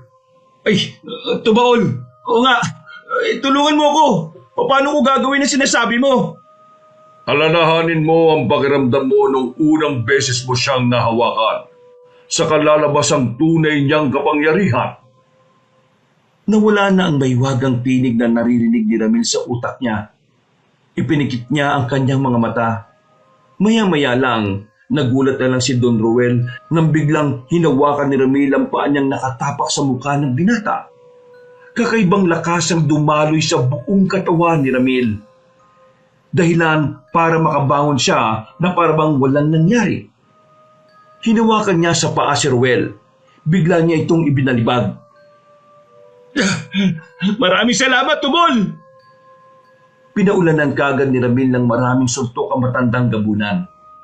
Dahil sa pagkabigla, hindi na nagawa pang makaiwas ni Don Ruel. Basag-basag agad ang mukha nito. Hindi pa nakontento ang binata. Lumipad ang espada niya pabalik sa kanyang kamay. Nang tagay niya si Don Ruel, agad itong nakailag. Anong nangyari? Bakit bigla kang lumakas, sira ulo ka? Sino kinakausap mo dyan? Nandito ako sa likod mo, no? Pagharap ni Don Ruel, agad na itinarak ni Ramil ang espada. Hinugot niya ulit. Pero hindi pa man nakakalayo ang gabunan, itinarak niya pa ulit ang espada ng 2 pang beses. Tutuldukan ko na yung panggagamit mo sa mga tao. Lalong-lalo na sa mga buntis at sanggol. Hindi pwede to. Hinugot ni Ramil ang kanyang espada. Walang ano-ano, hinagupit niya ng malakas ang leeg nito. Sa puntong yon, natalo na rin niya ang pinunong gabunan. Nakahinga na rin sila ng maluwag. Pero inubos na muna ni Ramil ang mga natitirang aswang. Makalipas lang naman ng ilang minuto, tuluyan na nilang nalaga sa mga aswang. Umalis sila sa lugar na iyon na dala ang tagumpay. Mula nang matalo nila ang mga aswang, napanatag na rin ang kalooban ng mga buntis sa kanilang probinsya. Samantala, ang mag-inang Magda at Amara naman ay tila inasawa ng karma.